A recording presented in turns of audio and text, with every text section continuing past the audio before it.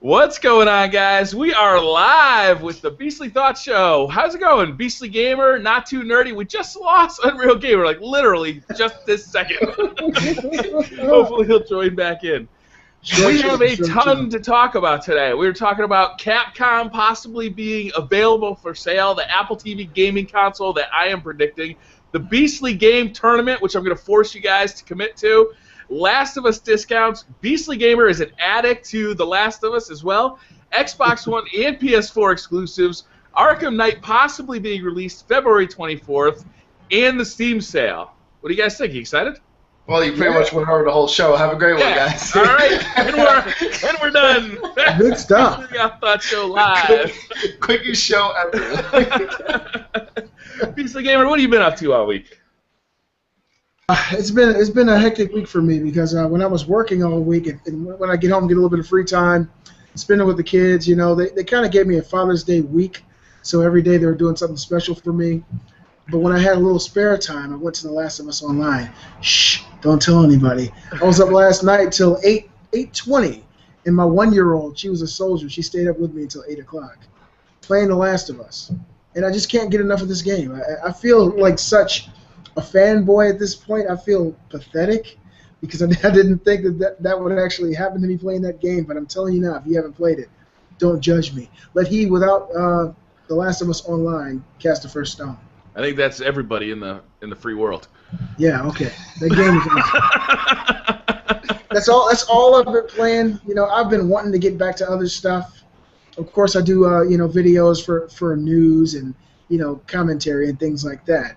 But now it feels tedious. It feels like a job. When I'm playing The Last of Us, I don't record anything. I just play it. It's so great. Well, what you got to do is you got to make some tips and tricks videos for the rest of us. So when we jump into the new game, we'll be ready to go. We won't be lost. Well, you could just give me the hacks. I really don't care about tips or tricks. Just show me hacks. You're a little cheater. Unreal Gamer, what have you been up to all week? I know you're prepping for college. Yeah, that's true. But yeah, I'm finally picking my courses now and applying for everything I need to apply for. But this week, Team Fortress 2 had their expiration date update, and it's the best thing that ever happened. They brought in about 4 new weapons, and they brought in some new crates or whatever, and I've been having a lot of fun with that because I started playing Team Fortress, and when I play Team Fortress, I get into like serious trading, and since they made their own currency in the game, it's so amazing how people can trade and have their own websites where you can see how much the item is worth and stuff. So it's pretty much what I've been doing for the past week. No kid. Now you can actually make money by playing the game or trading. Yeah. If you some items you can put on the Steam market, and the items go for about $150 for the best ones, and it can go from $5, $10, and you get Steam money, so you can buy other games with it. Oh, so you're always getting money that you spend in the Steam store. So this is all. Yeah. This is all circulating within. Store? Yeah. Wow. Pornhub needs to come up with something like this. What's that? Pornhub should come up with something like that. I'm rich, bitch! Not too nerdy. What have you been up to this week? Well, it's been a very busy week for me, working and stuff. So I did do the garage sale. The video game pickups, I did that. I showed off, the PlayStation I got, different games I got as well. I did a product review for 2 different product reviews. One was something called PlayBuds. Yeah, so I got a set of those too. Yeah, those over there. It's pretty interesting, but it's cool that people commented in the comments, which that was the big thing, that they said it was too expensive to some people, and next thing you know, they changed the price because of that. They went on the website and they did it, which is cool because companies like that, they don't really know a price yet. They're just started out, so they just throw a price out there and they want to test the market. That's why they have people review the products for them, and then they'll figure it out later, which is cool. They lower the price right away, so that's very fair what they did. And then I also did a review for the Mad Catz Fight Pad. Yeah. And I'll tell you right now, I've been playing Ultra Street Fighter 4 a lot lately. I'm getting my butt whooped sometimes online because they switch up the characters. They made it more balanced. So the characters I used to use that were more they're stronger characters, it's nerfed now. Everyone's normal levels of stuff, and the timing's different. So it's a completely new game. It feels like. which is interesting. But I learned a lot of moves with Hugo and Poison. They're two characters I really like to use right now. Those are both new characters to this game, right? Yeah, they're Street Fighter Cross Tekken. People use it, and like the moves are similar, but the timing's different. So, but yeah, it's a lot of fun. I'm excited about it, and that's what I've been doing for most of the time. That's about it. Do you think that the gamepad could replace a fight stick, or do you think it's... I understand why people use it. 'Cause I feel like you have like the whole control in your hand. You'll have to worry about like a big area to use, and all the 6 buttons are right in front of you, just like it would be for fight stick. So I understand now why people use it. I still think it's easier to get like the moves because, like, for example, some things will be like a half circle, and like for fireball or something like that. Like, it's a lot quicker for me to use a joystick to do that than to actually use the floating D-pad. But like with practice, you can get it done. And I noticed that like I'm actually getting a lot better using the fight pad. But like for me, it's just arcade stick. That's what I grew up on. I grew up in arcades, so playing that. But like I completely understand for first time why people won tournaments with the fight pad. I never understood. I'm like, how does someone with a fight pad beat someone with an arcade stick? And now I know why. So well, you got a shorter range of motion, right? You just got to move your thumb this far instead of move your whole hand this far. Yeah. Then I suppose that in theory it could be quicker, but I have the same experience you do. Is that I find that most gamepads aren't as responsive as most joysticks, although they both vary widely. Like, a good joystick, I think, is better than a good gamepad. I think it's responsive. I think that sometimes it drops the input when you do it a certain way, and the joystick actually has like little like octagons, like it has the spots, it has the slots. Even if it doesn't look like it, you feel it has a slot, so you won't miss it. You'll get used to it, and you'll feel exactly that the move that you're doing, it's actually going to do it in the game. So that's the difference for me. But like I said, with practice, people could still do it with a fight pad. They know how to do it. So yeah. A lot of people my age started playing Super Nintendo Super Street Fighter. So a lot of people grew up with gamepads playing that game. Yeah. Yep.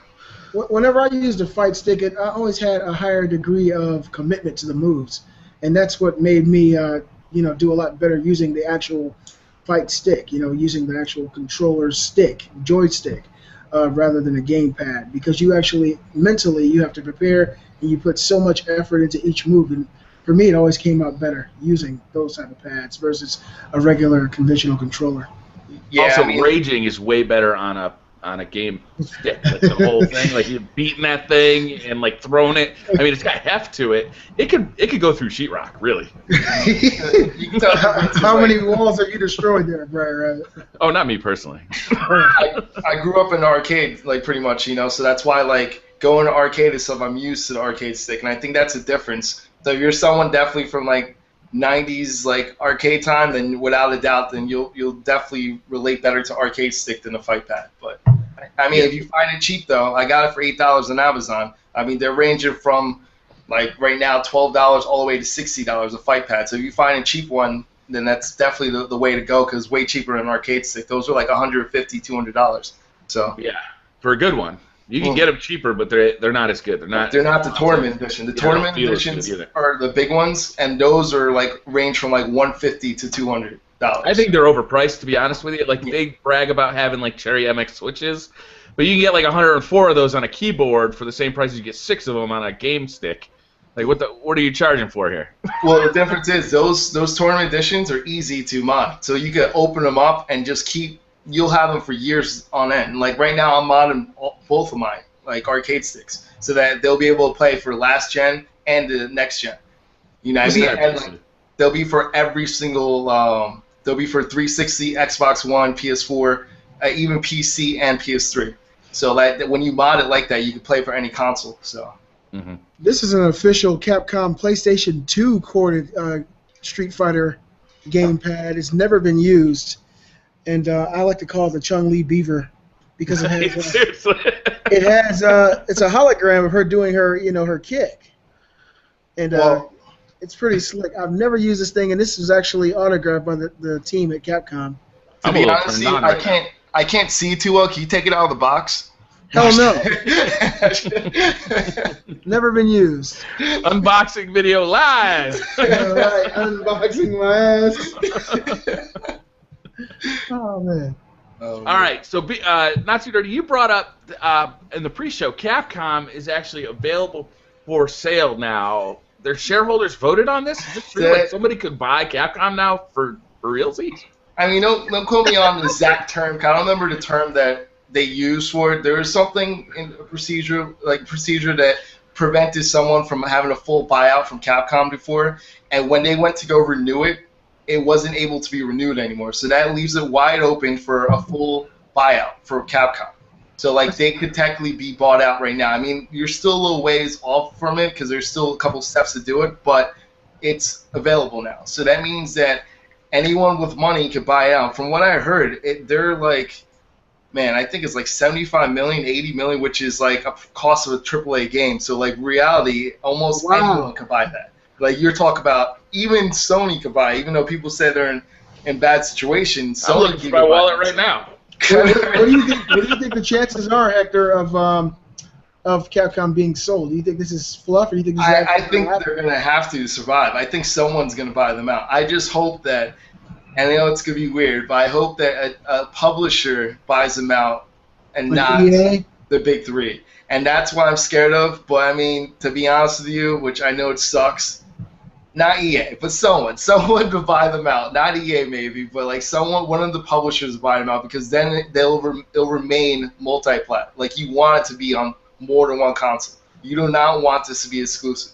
It might be great for the person who gets it, but to be honest with you, it's going to kill out the brand. Not as much people are going to buy it, and don't forget, a lot of people aren't buying Resident Evil and all those games as much as they used to anyway. So now if you simplify it to one console, it might be even less people buying it. So I can see it now. All Street Fighters on the Wii U. Good news. I mean, I think Nintendo has the best relationship with Capcom, and I mean, it's between Nintendo and Microsoft that has the best relationship with them, but I personally think that it's Nintendo, and it's another Japanese company, so I would think that they would have first dibs on it, but to be honest with you, I wouldn't want them to be exclusive, especially if what you do would be like, oh, like you guys want to play the next Mega Man, or you guys want to play, Street Fighter, you have to get a Wii U. Like, yeah, that's scary. But could you imagine Ken and Ryu in the next Smash Brothers? What was that? Ken and Ryu in the next Smash Brothers? Well, that's cool, but I'm saying like, you have to get a Wii U for that. That's kind of scary. Like, to be honest with you, and not just Wii U, if you have to get an Xbox One or you have to get PS4 only just to get one of those games, it really isn't fair. It's going to kill off the fighting community, because a lot of people, they prefer, I mean, a lot of people use like PS3s the most but for fighting games, but they also use Xbox 360s and PCs, like, and you're going to force them to use one. It's not going to do well. That's why a lot of people don't like Killer Instinct, because it's just on Microsoft. You know what I mean? And Capcom has never really practiced the exclusivity that other developers have. They've usually had their games across multi-plat, so no matter how you look at it, even going to another developer, all these developers nowadays practice exclusivity deals, timed contracts, and more than likely it would be Capcom, Street Fighter, Resident Evil, these games, timed exclusive for certain platforms, and it would just throw the whole feel of Capcom out of whack for me. Yeah, Capcom has always been kind of an enigma to me. Back in like the Super Nintendo game days, they were like, you couldn't beat them, right? Everything they released, I wanted to play. They were just on fire. But they were releasing different games for the Genesis and for the Super Nintendo. Like, yeah, they would release Street Fighter on both, but they'd have like DuckTales on one and like something else on another. It's weird. Yeah, like. The licensed games for Capcom, like anytime they had like a licensed game like DuckTales or something like that, I think they did really well with the original NES. Like they did that like perfectly. They perfected that. They were like the best games in those consoles. Like DuckTales, like that was one fun game, you know what I mean? But it just seemed like they lost their ways, and like they didn't transition over when everyone else did, and they're still like old school, like the way they do business and stuff, and it's not working still. Like how many updates can you do? Because it all started Street Fighter 2, right? Where like they had so many different versions of Street Fighter 2. Like 13 of them. You know what I mean? All the different versions of them, like you said, 13. And they got away with it. Now they start doing the same thing with everything else, and that's what they do. They rehash the same thing and make minor tweaks and stuff to it. And that's all they try to survive off that, and they realize they can't do that anymore. Hold on, are we talking about Capcom or Nintendo? Capcom. Oh, okay. Yeah, because like, oh shoot, that's so poking a little fun of Nintendo over there. But I don't know. I'll be interested to see if someone buys it. Who knows? Maybe you could have your Apple company purchase Capcom. That's right. What about like Square Enix or who else is out in Japan that's still big? Is Square Square's Enix not- even big anymore? Square's not doing well in money right now. Is that- Square Enix has also lost shares, and that's why they had a deal with Sony, and Sony sold off their shares from Square. Remember, that How was like one of the Konami? How biggest are they things? doing? I know they're losing developers over there like crazy. Konami's not doing well either. So Konami, we'll see. I think what's going to save Konami right now is whenever that Metal Gear Solid game comes out. That sucks to have your fortunes riding off of one game now. Well, that's enough. Yeah. I think that game's enough to jack them a whole bunch of money. I feel like everyone's going to buy that game. Like, if you saw how many people bought the game that no one thought was the price, the $30 price, you saw how many people bought that and they're upset. Imagine the people that are ready to play the full one. Like, That's a good point. so I think they're going to make a fortune off that. But I think that's on sale this week too. Pretty sure. yeah, it's all down sale. So, Ground Zeroes? yeah. Oh, okay. Okay, if Apple bought Capcom, I'd be a happy camper. Get all those Capcom games ported over for iOS. Get all those new games on the Apple TV gaming console that I am fucking positive is going to happen. Did you guys see Really? that video I made? As long as you get a controller, though, I don't think I'd like to play all that stuff. For Apple right now. You can get one right now. They suck, but hopefully Generation 2 will be better.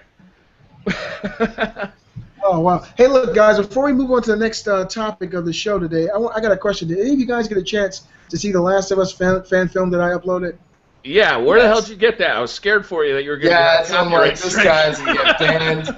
I was like, I actually went to the makers of the film and did? got permission from them to upload it. And they're I'm very scared as hell for you. they actually went came to my page, saw my page, and then they sent me some emails and told me that they'd love for me to upload it and share it with the world. Good. And I thought that film was awesome. You guys, what are your thoughts on it? Did you think that they did a pretty decent job? I'm only halfway through the second episode, but I'm enjoying it so far. The acting is better than I expected it to be, and it's shot beautifully. Yeah, well, some of the characters in that film don't look like you'd expect them to, but some of them look almost photorealistic. Joel's daughter, for one, you haven't seen her yet, I don't think, Brian Rabbit, No. but she looks like the exact same actress from the game. And I'm trying to remember the leader of the Fireflies. What's her name? Yeah. You know what I'm talking about, her.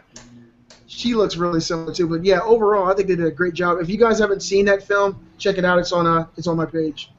Awesome stuff. I thought you directed. I'm like, wow, he's been directing this whole time. I didn't. Yeah, know but you put your credits on. I was like, you did a great job, man. I know people, man. I know people. You Get shit spending done that down there. you spending that YouTube money wisely and like directing. Feature films coming out of the You know how we do it. All needs a damn handy cam. That's it. Oh man. All right, so I do want to talk about the Apple TV console because the real reason I want to talk about this is because after I did the video, Not Too Nerdy commented on the video, and I'm like, damn, man makes some good points. I didn't mean to kill your Throw idea. salt in my game, dick. I think that first thing I started out, and I always do that. I don't know why I do that. I start out saying, that's a great video. Like, But you're an it asshole. was a good video. But, no, because then I realized when I read it, it made it sound like I build you up to break you down. I really didn't mean to do that. What I was trying to do, first of all, it was a really good video. And, like, I think you're right. They have the money to do this. They have the money to attempt it without any worries of losing it. But the thing is, like, there's a bunch of things that like Metal needs. All right, when you look at it, it looks really good. It looks on par with like PS3, the 360, Xbox 360. I thought it looked better than that, to be honest with you. Well, When you they actually showed off, might- like the koi fish ponds, like in the water rippling, and the butterflies, and the leaves falling off the tree. I thought it looked better than the Xbox 360, PS3. It's still the same thing. Like the thing is, you have to look that's why it wasn't like the photorealism. They weren't going for realism. They're going for cartoon to hide some shadows. Like the And that's- Nintendo way of doing things. Yeah, so like it hides shadows stuff like that. But like when you see like the actual like footage of it, person, like you see that it's very similar to PS3 360, but the problem is right now that they're having is it's going to kill your battery. So the battery life for that, it overheats, and the battery, like they're getting close. They're going to solve that problem without a doubt. But a video game console doesn't need a battery. Yeah, well, that's another thing though. But you have to imagine when you enlarge that photo. The reason why it looks so clear and everything is because you're looking off a phone or the Retina display, or you're looking up on the iPad. So like that visually, it's going to look amazing to you. But then once you enhance it to a larger TV, which most people standard, if you're going to have that, it's going to be on a 50-inch screen TV. That's what it's for, the Apple TV. You're going to put that on your main TV, wherever it is, which is usually a 50-inch screen or bigger. That's not going to look great on that screen. So now you're going to be stuck in, like, because you also need A7 chip. I forgot to mention that. That's another thing you need with this. So that's pretty expensive. Or you could have an A8. Yeah. Well, here's the thing. That's pretty expensive as it is. So you're talking about you're going to do that, and then it has to be in the $100 range, right? Because if it's not a $100 range, I mean, I don't think they can do a console for $100 because they're going to need local storage. They're going to need a faster chip. Mm-hmm. They're going to need more RAM.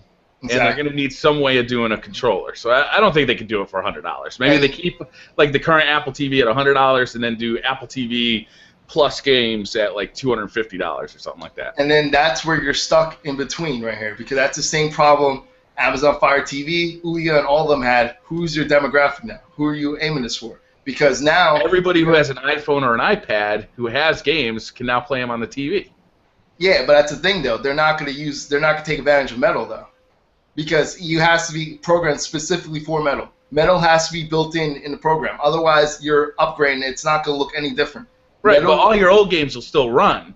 Yeah. Well, any new games that are written for Metal will work across all three platforms. Exactly, but it has to be built up from the ground up. And the problem is the people that they have that are offering to like do it. They said, I think there's EA, Ubisoft, they have a Gameloft, they have a lot of people signed on to it. All those people use Unity.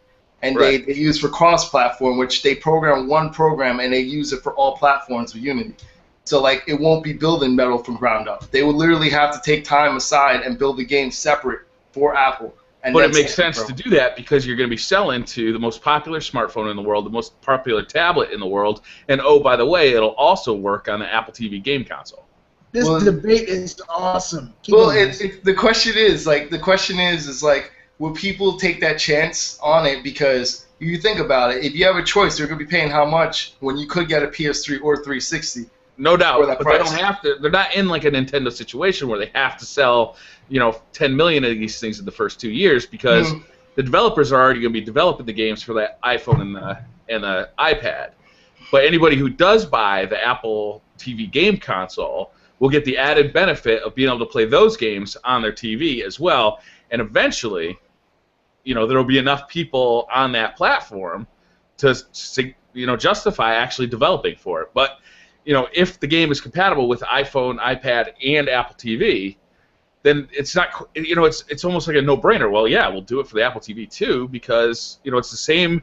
It's the same screen dimensions as an iPhone. I mean, it's like 16 by 9, and if it looks awesome, like it doesn't matter if it looks awesome on a tiny little screen or on a great big screen. It's gonna look awesome. When you blow it up, the pixels are gonna be different. The PPI will be different. Right, it's 1280 compared to whatever. I don't know what the real resolution of the iPhone is because they do the it. The iPhone is still not. Yeah, like it's still not 1080p. It's lower than that. So like the thing is like the PPI is what you look at though because that's what when you enlarge something that's what you see like those tiny pixels and stuff. Their PPI is still lower because they believe the Retina display is nothing past 330 because when you're holding a mobile device. But that doesn't equivalent when you go to something large anymore because now you need the PPI to be higher because you're going to have a bigger like pixel per inch now. It's a larger screen. Well, we're also getting a larger iPhone in the fall. Everybody thinks we are. It's a 5.5 inch and a 4.7 or something inch. There's two that they're talking about. So with a larger screen iPhone with a better processor, then we can expect the graphics to get better. Again, hopefully that will translate to good games on TV. One last point though. Here's the killer point. the I want my fact Apple that console. the killer point is, are they eventually? Apple is going to have to move the 4K streaming. Absolutely. Now, here's the thing. They want to be the first. They're not going to want Amazon. 'Cause you know Amazon's going to do that. For their next Amazon Fire, they're going to move straight to 4K because they have the streaming capability as well. They're going to move to that. They want to be the first. So that when you get a 4K TV, you think of Apple TV first. Now, if you have a 4K TV, okay, streaming, you're streaming everything 4K. You have a 4K TV. You're now going to have a resolution for Metal that's not be able to go up to that resolution. But what's the purpose of Metal? That's another reason why they'll bring the A8 to the Apple TV so that they can process that 4K stream. It's not the chip itself. Even they have a stronger chip right now. That's not. They have to redesign Metal again. So that's why Metal is just for 3D. Metal's not for movies. Metal's just for 3D. Yeah, if I meant like you still the people that will most likely get that if it's 4K, they're gonna already start moving on to 4K TV and stuff like that. So how are you gonna have the one thing streaming for movies at 4K and you're not even gonna be able to do anything with gaming or anything up to that resolution? Nobody games in 4K. I mean, some PC guys do, but it's not a good experience, even with like high-end graphics cards. But I mean, you wouldn't even be streaming. You wouldn't even be playing in 1080p either with that, because I think you could be with the with Metal and the A8. I think it's reasonable to think that if they have A8, they didn't even announce A8 yet. I mean, they didn't announce an Apple TV gaming console either. But I mean, I have lots of hopes and wishes for the world.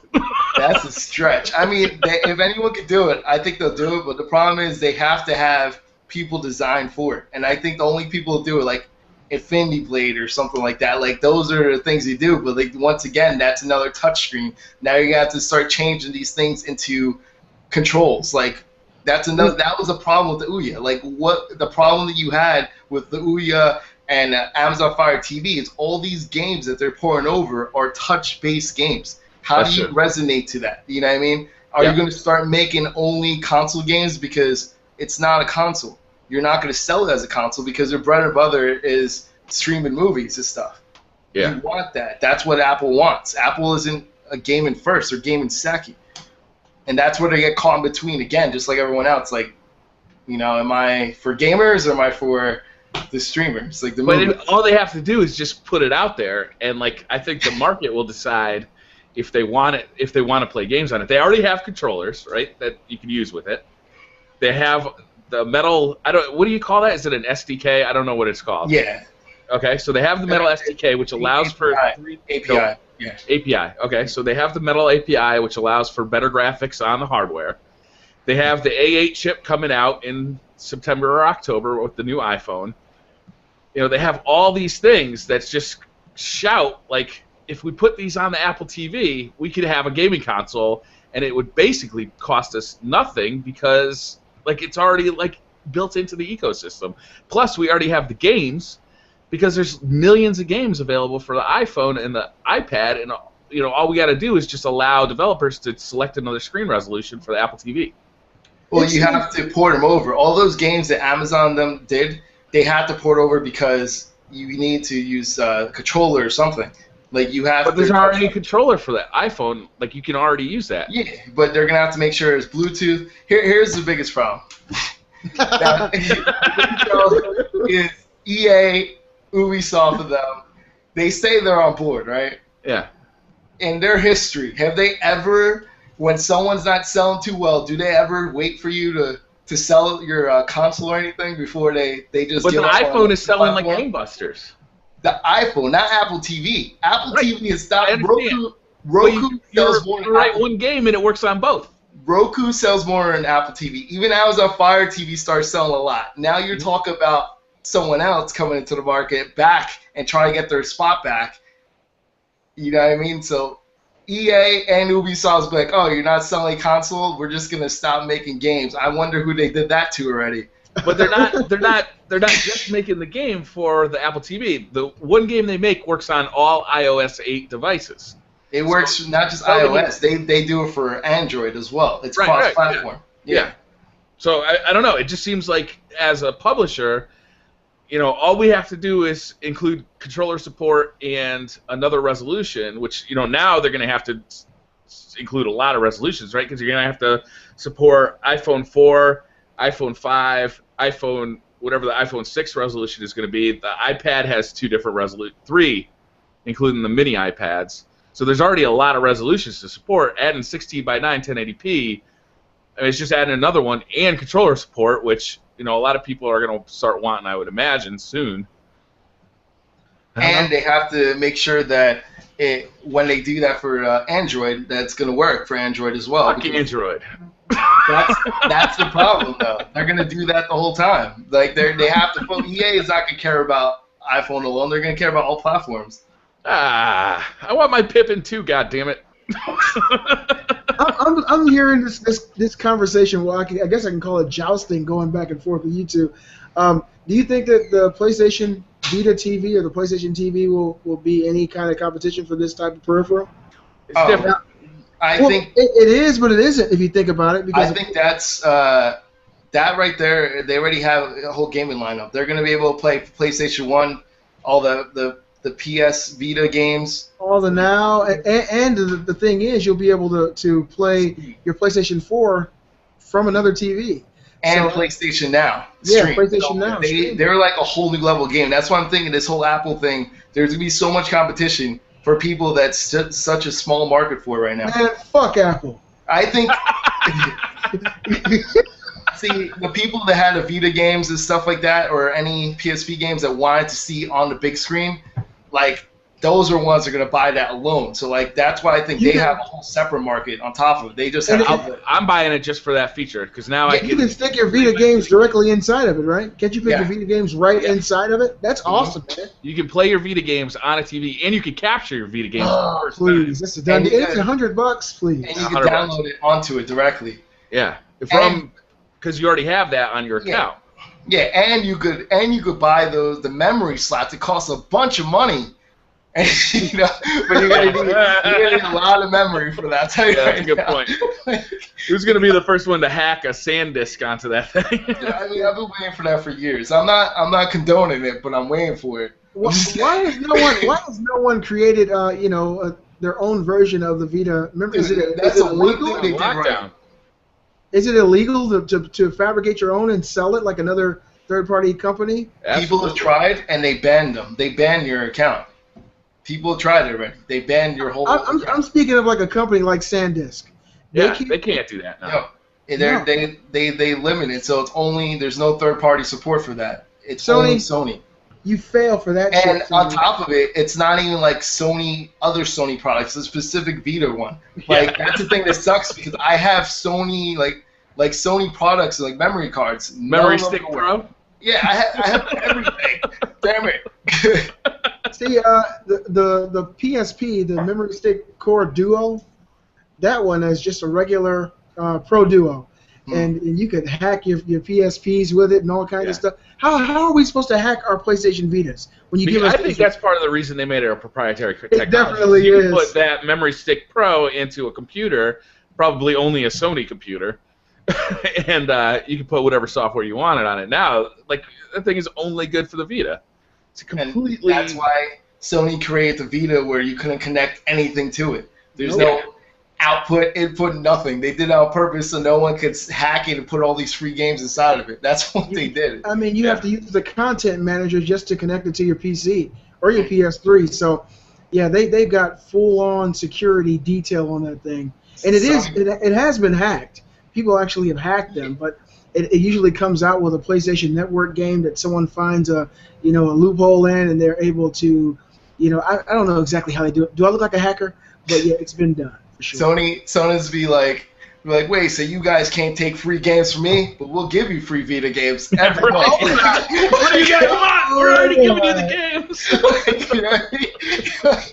All right, thanks, Sony. Are any of you guys though excited about the PlayStation Vita TV? Now over in Japan, this thing didn't do well over there, believe it or not. PlayStation Now is not out yet, and that's pretty core to its functionality, I would think. I was reading an article today about PlayStation Now, and since it's in its early stages, some of the pricing is really iffy. I think Final Fantasy 13-2 was $5 for 4 hours of that game. The pricing is weird. Yeah, it's like you can pay 4 hours, 8 hours, 1 week, or 1 month, and the 1 month was $30 They're gonna charge per game on that. per game.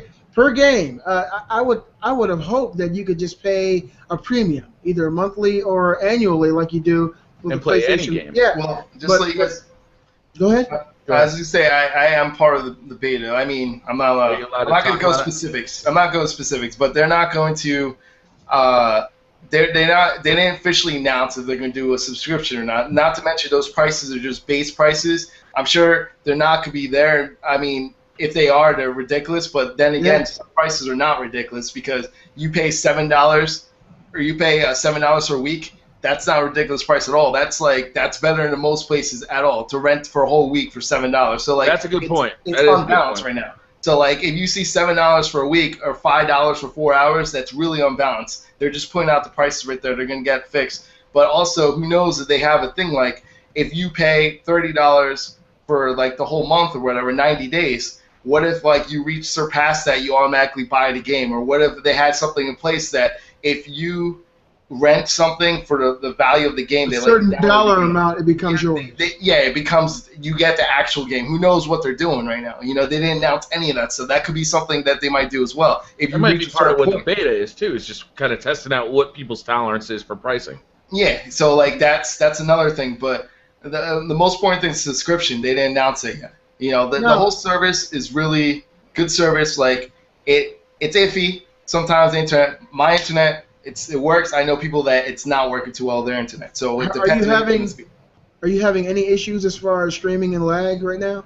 It depends on the game. It's funny because like you would think a fighting game, which I'm not gonna go specific to games. I don't want to go full detail, but the fighting game that I did play, you would think a fighting game was something that you need no lag free. You can't have lag at all in a fighting game. That was flawless compared to this other game that was a third person shooting game or whatever. Let's just say that, and that one lagged like crazy.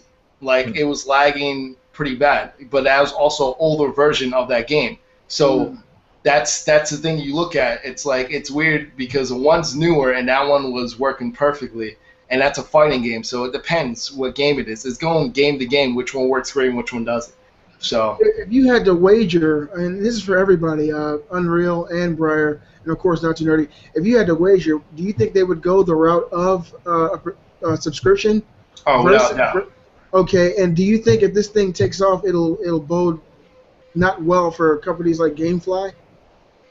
Oh yeah, they're I don't know. I To be mean, honest with you, here's the GameFly thing. is what, The actual- $15 a month, right? I mean, Yeah, but the actual disc, you're talking about an actual disc compared to streaming something. So streaming, it's guaranteed. It's only on your internet. It's based on your internet and their servers at the time. So you're talking about a streaming service compared to the actual disc, and the actual disc works way better than any streaming service will ever work. So that's the thing. Like, but if you're talking about something like a game, because sometimes for me, I get GameFly. Like I have GameFly, but I use that for games that I'm not planning on buying to try it out, play it, and stuff like that. I guess I might switch over to PlayStation now just to try the game because that's the whole intent. That's the purpose of me doing it, to try the game instead of actually purchasing the game. And it'll probably save me more money than GameFly. But do you think it might work better if they were able to preload portions of the game, stream it, pre-stream it to your system to lessen the delay or the lag? Like, say for instance, you want to rent a game, and you might be going to the store, you'll be back in an hour. You can actually start the stream or start downloading data so that when you come back, you've already got an hour worth of data. Do you think that's possible? And if it was possible, could it improve the experience overall, you think? no, But it's then- not. The PS3, I don't think they're built for that kind of stuff right now, are they? Yeah, they can't. That the whole point of it. So, like for example, like you're going from PS4 to PS3 games. Like they're different. Cell processors is not gonna play on this version. The x86 architecture. That's the whole reason why they did that in the first place. So you could go from behind. But don't forget, there's people that are gonna have TVs that are gonna be able to stream this too. You can't download on to the TV, stuff like that. So the whole purpose of this is just for it to use their high-end computers, and every input that you put in the controller is going to move their computer, and then it'll send a message back to your screen to show it moving. So that's the lag that you see. So Okay. hopefully there's no interruption between your internet going to their computer and back. So that's okay. You're going to have a natural delay regardless because it has to go all the way to their computer and bounce back to yours. So there's always going to be a delay. Do you think that? What do you think of the possibility of games like Call of Duty using this Gaikai service? Because of course, those games you need 60 frames per second. You need minimal delay in order for you to even be good. Do you think that they might opt out of putting games like that on PlayStation Now? Well, for me, it'll be great because then I have an excuse why I suck. But, I knew you were going to say that. Would work if they design the game around it. So, like, I don't know if it'll work for Call of Duty, right? But if somebody designed a game around this, so the game is running on the server, and the only lag you get is from the server to your home console, like, so there's no host advantage, right? Everybody's playing on the same server. I think that could work. If everyone's getting the same lag? Well, not everybody's getting the same lag, but the lag works differently, and nobody's getting that host advantage that's so common in console games. So, I don't know.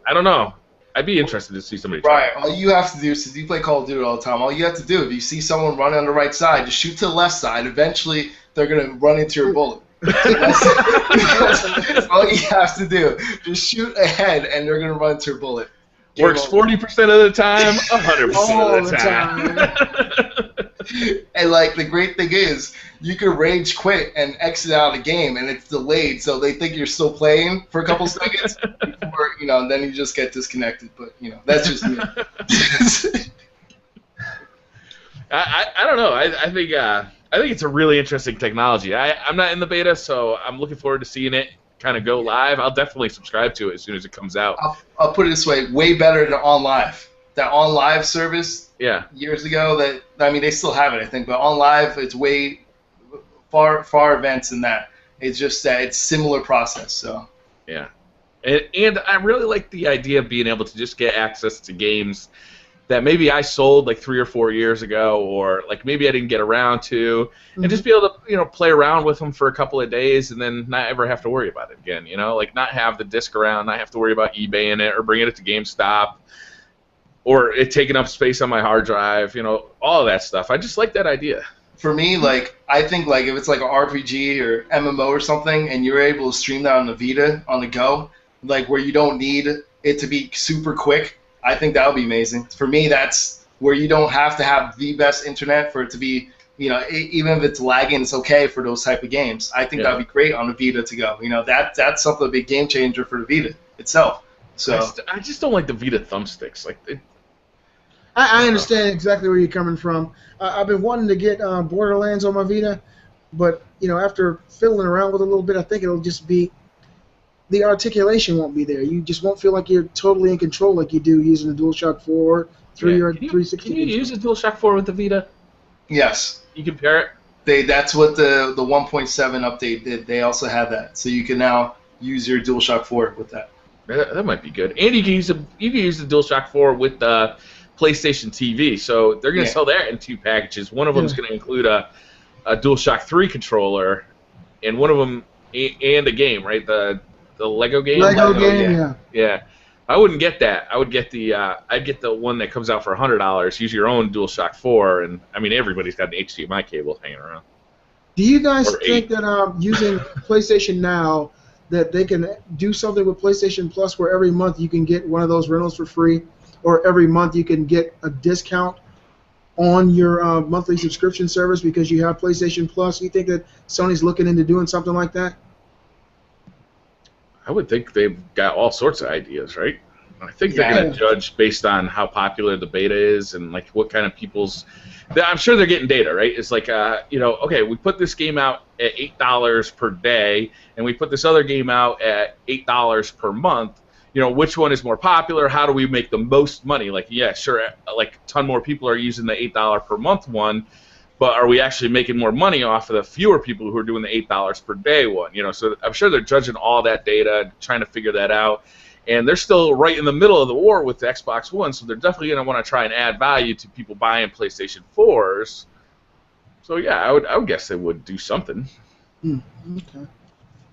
Exciting but they won't do Last of Us, I bet. Not until after they release the remastered edition. Oh yeah, for sure. I mean, I don't know, because that's the game that they had at.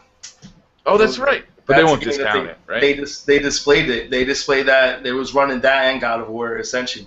So like those are the first two games that they had running on the PlayStation now. So I don't know what that means if they're going to do it.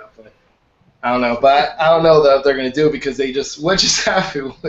Oh. No, I thought BC Game was laughing at something. I didn't know. I was looking at our lineup of stuff, and what Mr. Rabbit wrote about me like 4 lines down.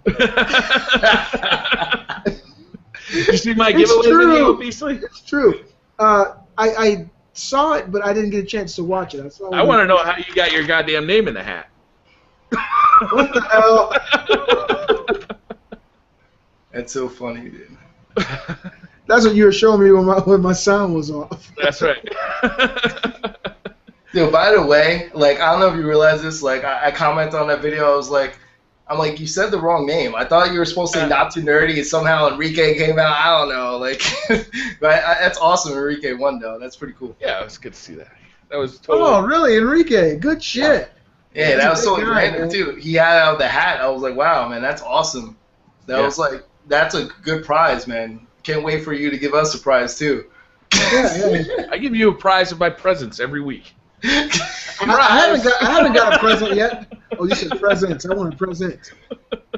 All right. So I want to talk about the Beastly Thoughts tournament. I want to talk about it. I want to hash out some rules. I want to hash out some games. I want this to get going because I'm excited about it. Unreal Gamer, what game you want to play? Talk to me, brother. Talk to me about Titanfall. Puts the sound on the spot. Now he's got to think about it. Now, which game will you have a tournament in? Yeah, we're going to have a lot of tournaments. Something online, something that we all can play together. That you can pay for everybody. You had to leave early. Let me talk about the idea. Okay. And we got to hash it out because I think it's a great idea. I think that we'll have fun doing it, and I think people have fun watching it. And make sure you clarify the part where Unreal Gamer pays for every game for everybody. Oh yeah, no doubt. College boys got to pay. All right, so here's the setup. Here's the initial idea, right?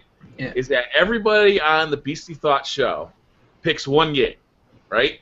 And then we have a tournament where, like, for a week or maybe 2 weeks, depending on the game and how hard it is to get people together, and whether it's like a game that everybody plays all in one lobby, or if it's a game that, like, you know, somebody picks Street Fighter, then it'd be a game that everybody has to kind of get 2 versus 2 on, or 1 versus 1 on, so it'd take a little longer, right?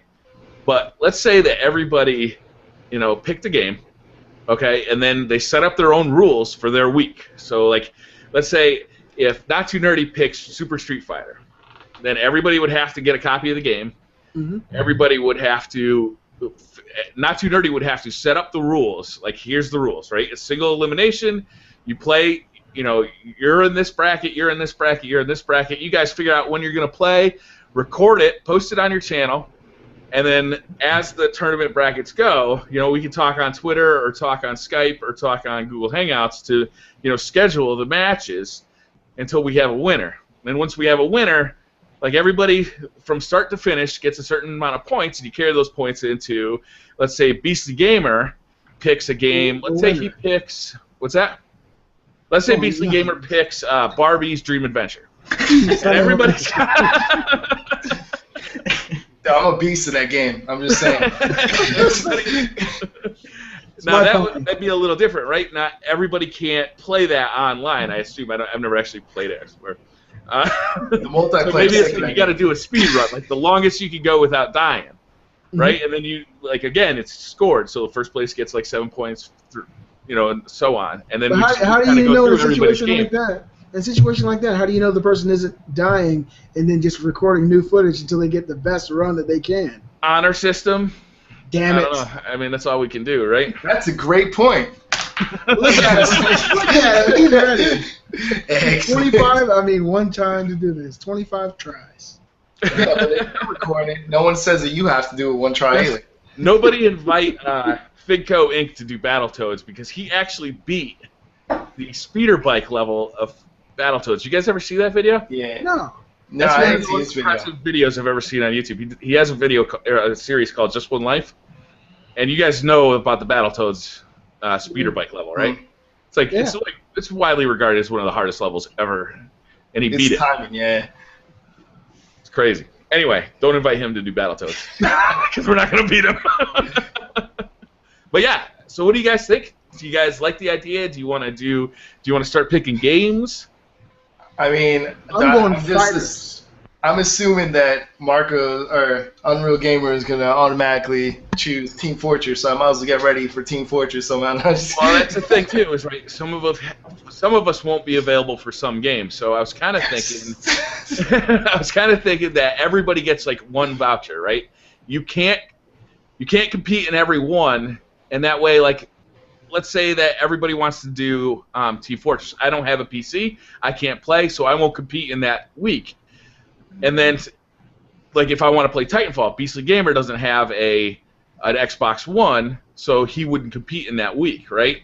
And then, to make it fair, we do a voucher system where everybody can take 1 week off without, like, losing points, but you have to take at least 1 week off. Okay. How about we do it like World Cup style, since it's World Cup right now, that we do the point system. So if you win the game, you get 3 points. If you tie, or you get 1, and then like that's the most points in that group makes it on to the next round. So it's not like so you don't compete next week? How was that? You don't. So you wouldn't compete in the next week if you were at the bottom of the barrel? Well, you still get your 2 games in. Like, you can still do it within 2 weeks if you want to for the first matches, you know what I mean? Because then, like, you'll face each other once. For example, if it was just us, for example, right? Say if me and Unreal Gamer played each other, and, like, Unreal won. This is a hypothetical situation. I'm not saying it's going to happen. But then, I feel prophecies being fulfilled. he gets the 3 points, and then between you guys, whoever gets the 3 points, and then we switch it up again in the same group. We'll just switch it up, and we face someone else in the same group, and see how many points you get to move on. That's it. I like that idea. So it's just like basic World Cups, and then you see who moves on. So it's not like the first group.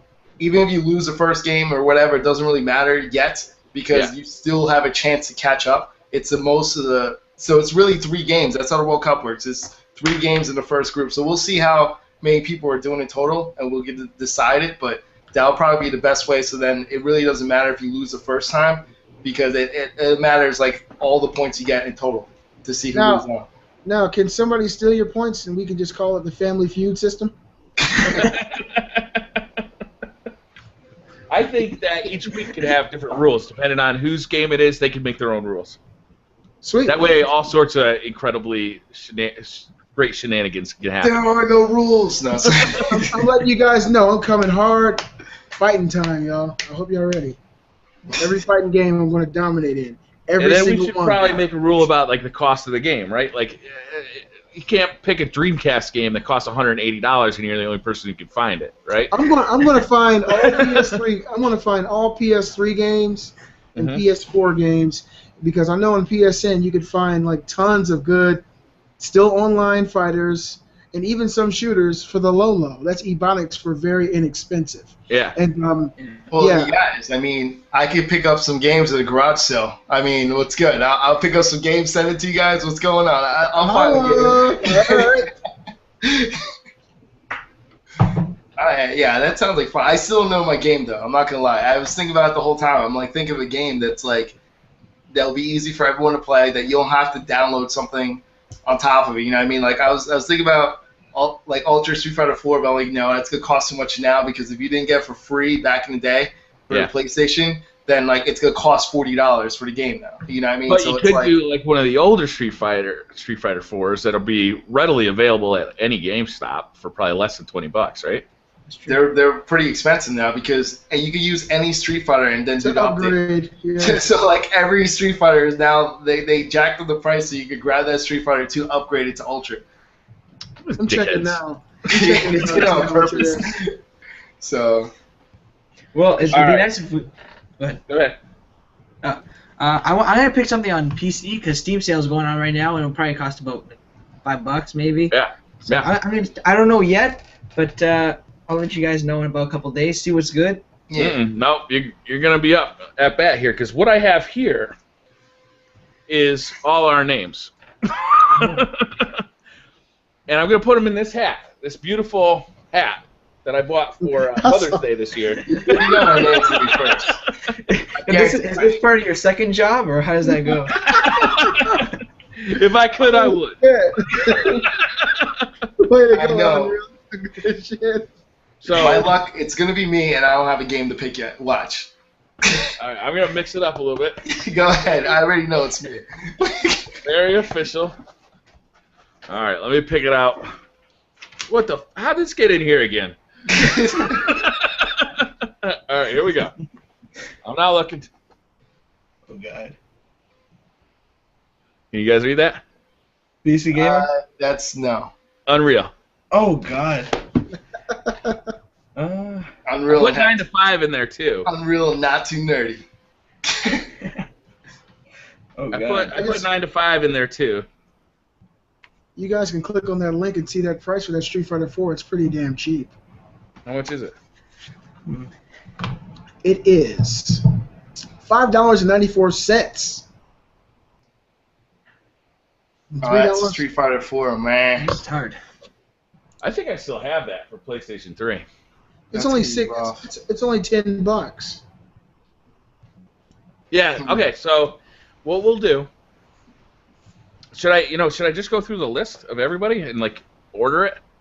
Do you guys wanna do the drawing next week? It Give you doesn't another matter. week to think about it, Man, I'm down, baby.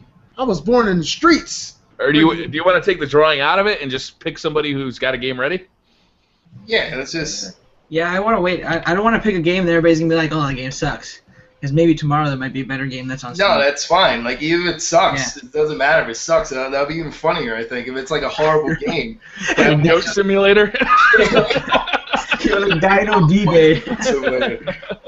I don't know how you score it, but it's up to you to figure it out. I mean, I'm just saying, you guys better get your house building up. Come doing Minecraft. That's the first thing. Bring it on. No. Who can build the best house? Like, who can build the White House the quickest?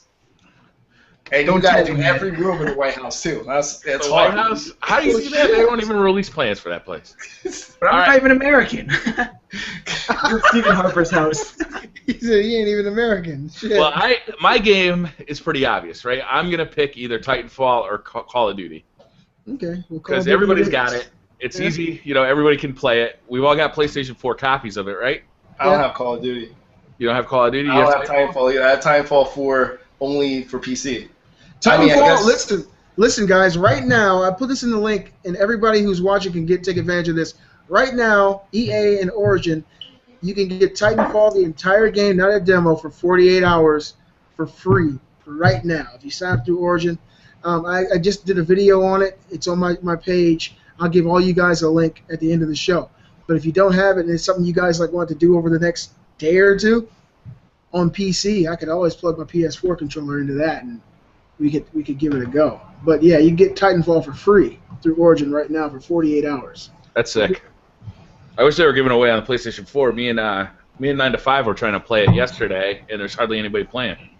On the PlayStation 4? What do you mean? Well, I'm sorry, Xbox One. I was about to say shit. I know everyone Did I abandoned miss it. some mind-breaking news? Damn it. Yeah, but it's free right now. I just did a real quick, almost Micro Machine like video to let people know that it was coming out and talking really fast and Yeah, shit. you should see. It's like a ghost town in the PC version of Titanfall. Like, Really? It's bad. Bad. That's probably why they're giving it away. It's bad. Wow. What about you guys? I know it's kind of a little off subject. Are you guys still having a lot of fun with that? Briar Rabbit and Unreal? Are you I guys had a still blast, playing yeah. We were playing it yesterday, I had a blast. it? Okay, good. Unreal, what do you think? What about Titanfall? Yes. To be honest, I haven't even turned on my Xbox. The only way I turn on my Xbox is if I move my office chair and like the leg hits the Xbox on, and I'm just like, no, why are you turning on? You just turned my Xbox on. Yeah. I was going to play yesterday, but I had to do stupid university stuff. But I haven't really turned on my Xbox One. There's no reason to. Nothing really sparked me to turn it on. So Wait, Wow. Aaron Paul didn't turn on your console Yep. for you? When Yeah, you he said did. Xbox One? He turned everybody's shit on. Me and 9 to 5, we're gonna try and play Battlefield 4 on the PlayStation 4. We kept trying to join game. It kept kicking us out. It was rebooting the entire game on the PlayStation 4. Finally, we just got sick of it. We're like, let's go play some Titanfall. And we ended up playing Titanfall, having a blast. Sounds good. Oh, hidden. All right, I think I got a game. There we go. All right, what's the game? It's called The Hidden. The Hidden. That Okay, game's so it's fun. All right, so how do we score it? Well, it's on Steam. It's a source mod, so it's pretty much free. And one guy's The Hidden, so he's like he's like barely visible. You can just see like a heat in the air, and you can jump really high. And you guys are like the SWAT team. You have to go around and find him and kill him, or he has to stab you. And look up. It's really fun. It's free. What's free. it called again? That's my The favorite Hidden. price. Hell yeah. You guys will like. It's fun. It's not more of a like competitive. It's more of like it's a fun game. So how do we score it in a It's called The tournament?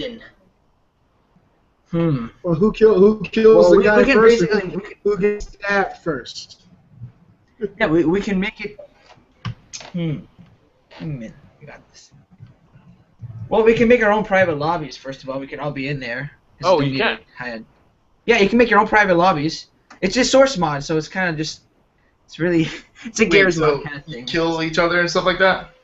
No, just one guy's The Hidden, and he's like half invisible. He can jump in this really high and hide, and he has to kill you with his knife, or he's got like two. Oh, wait, or I three see grenades. this game before. Yeah, I know what you're Yeah. talking about. You know what Yeah. I'm talking about? Yeah, so the point is, though, how do you win that for The Hidden, though? The person that's being the one that has to hide. Like, how do you win that, though? You don't hide. You have to kill the. You have to. Kill No. He's talking about competitively between all of us. So you just gotta take everyone out, and that counts as a win. That counts as Not one everybody. point. The SWAT is actually on teams. If the SWAT, and maybe we could draw a name out of a hat. Whoever's The Hidden. Oh yeah. I see Also, it. it's a multiplayer. All Yeah, of that's us the thing. It's Yeah. team based, so that's why I'm like. Yeah, it's hard. All the games that I have on Steam are all team based. I mean, unless you have on Steam, they're fine. They're team based. If it's like you go by whoever had the most kills, you could do that or something like that. That's why. So even if it's a team game, it's fine. You go by kills, the amount of kills. Whoever had the most kills or had the most points. You know what I mean? Is this like Evolve or something? Is it like 4v1? No, it could be like it's usually like an 8v1. There's 9 people in the lobby Versus one? versus one, but the one guy is really hard to see and kill, and he's very powerful. That's the thing. I can't Also, it find is- it. I'm it is sharing like my a- screen. I can't find it. Just called The Hidden? Yeah, I Googled it and it took me right to the Hidden. Yeah, it's just a mod for Half-Life. Half-Life Yeah. 2. If you Oh, go, so I gotta have Half-Life 2 first? Well, Whoa, look at that. It's like Inception. I don't think so. Oh yes, you will. Yes, you will. To play Source, you will need Half-Life 2 and Steam installed and working. Hey man, I don't have Half-Life 2 on PC. well, there's some people just like you have to download a tool and then you'll get it, like on Steam. You How trying much to is turn me- Half-Life trying to 2? turn me into a That hacker? game's old. It can't be that much money. Depends what version of Half-Life 2. The mono. I'm gonna go to and find out in Steam. I'm sorry guys, I know we don't normally do this. Yeah, Half-Life 2 is only $5. Hey, that's too much money. I want it for $2.12. I think I have that somewhere. The actual disc of that.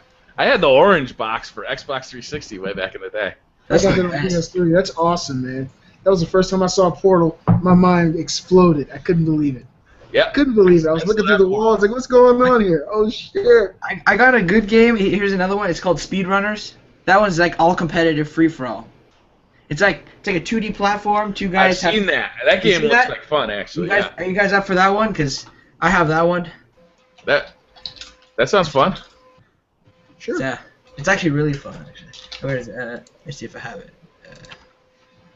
I got it on Humble Bundle. It was only like $1.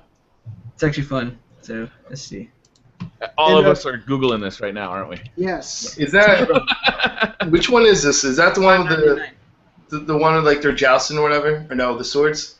What's that one game where there's two sides and they're going towards each other and you do the sword and like you take one out and you have to keep going all the way to the Oh, end. that's got that crazy name. It's like Namaste or something. Like it's like a.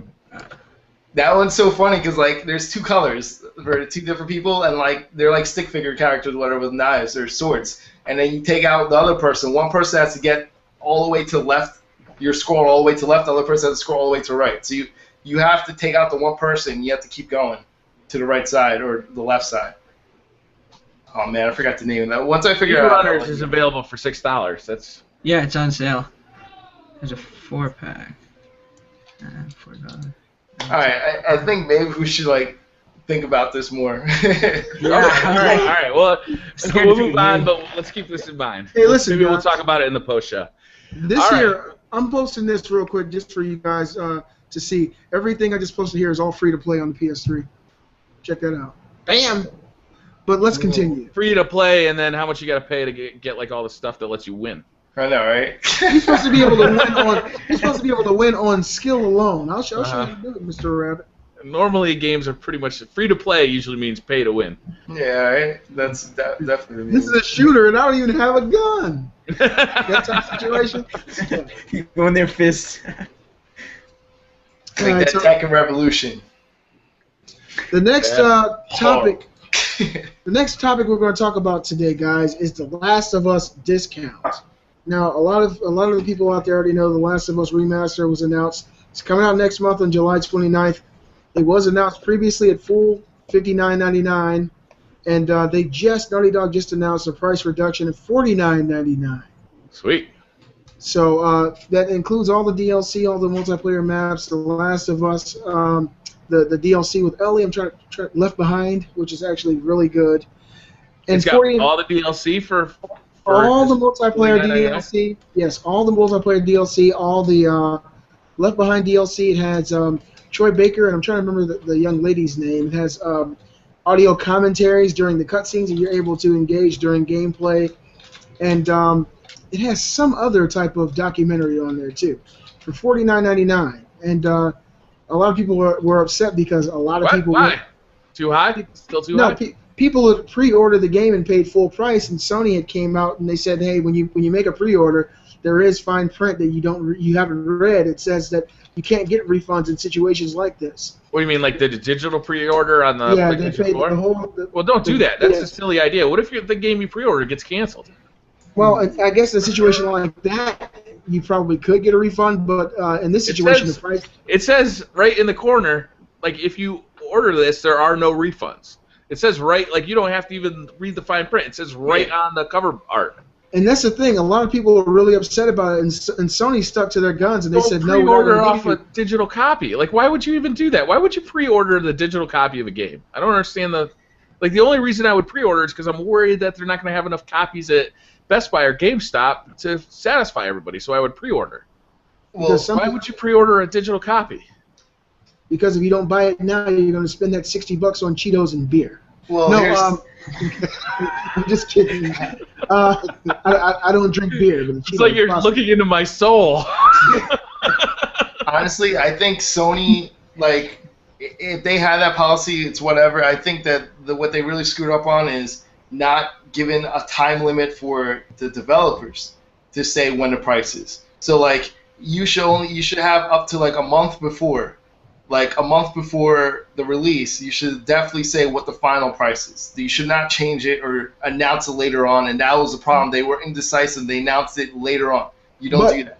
This is baloney, man. This is ridiculous. How are you going to get upset? You pre-ordered a digital product.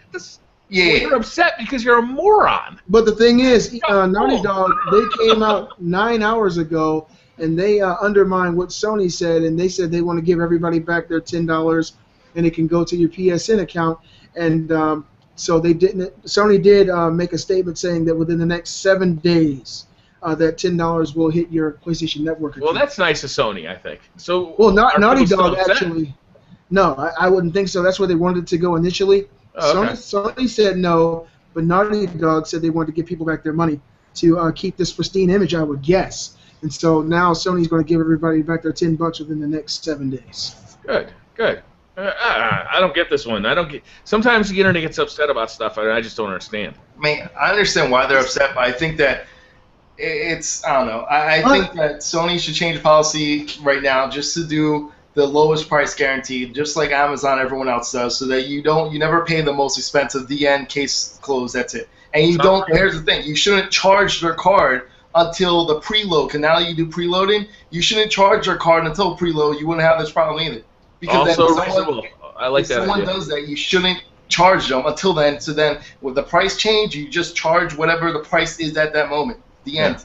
But here's the tip: like, don't pre-order digital product. I don't like that. Doesn't even make sense. Why would you do that? Because there's a lot of people, especially now with the preloading that they're trying to do. That's why a lot of people. Then order it when you're about to preload it. Like, why would you give Sony $60 for weeks, like, without getting the product?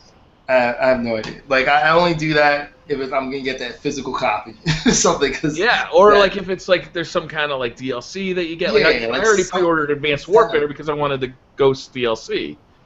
But Sony does have some incentives though for pre-orders for through digital too. So I don't know what the incentive was for this one, but I know they usually have stuff for it as well. You actually get the digital copy, like the digital DLC or digital like something extra, but I don't know what it is. But I know this one mystifies me. I just can't understand doing that. That doesn't make any sense to me.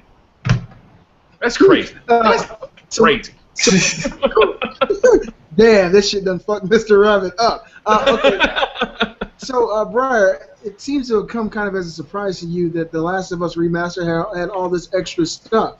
That's why I haven't bought any of the map packs or anything playing the PS3 version, because I know on the 29th of next month, everything that was ever released for it, including the newest multiplayer DLC, will all be included. Do you think that's a good value at $49.99? Yeah. No I think it's great value. I think it's a bad choice on your part, because you practice all this stuff for maps, and then they're going to show a whole bunch of different maps. You're going to get schooled again. See, I don't care, man. I do not care. Teach me. I'll get schooled. You know, I lose in that game quite a bit. I mean, I'm really good. I consider myself pretty good now. But there are games where I get completely owned, but I'm having so much fun even losing. The game is phenomenal, man. I love that damn game. We're going to skip the next topic, too, by the way, gentlemen. We're going to skip it? What's the next one? The one you put in there. Beastly Gamer is an addict. That's what actually you're talking about right now.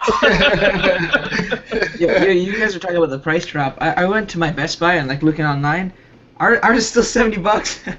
Oh really? They didn't do it. I know Canada still uses horse and buggies for like news, but like come on, like if they're gonna drop it there, might as well drop it here, right? Because Evolve is $60. Why can't Last of Us be 60? Well, they're trying to stay consistent here, Unreal Gamer, so more than likely they'll release it to you guys for $85 with one multiplayer map. Go Canada. You know? I was disappointed though, but I'm still gonna get it. Don't get me wrong. You really convinced me, Beastly.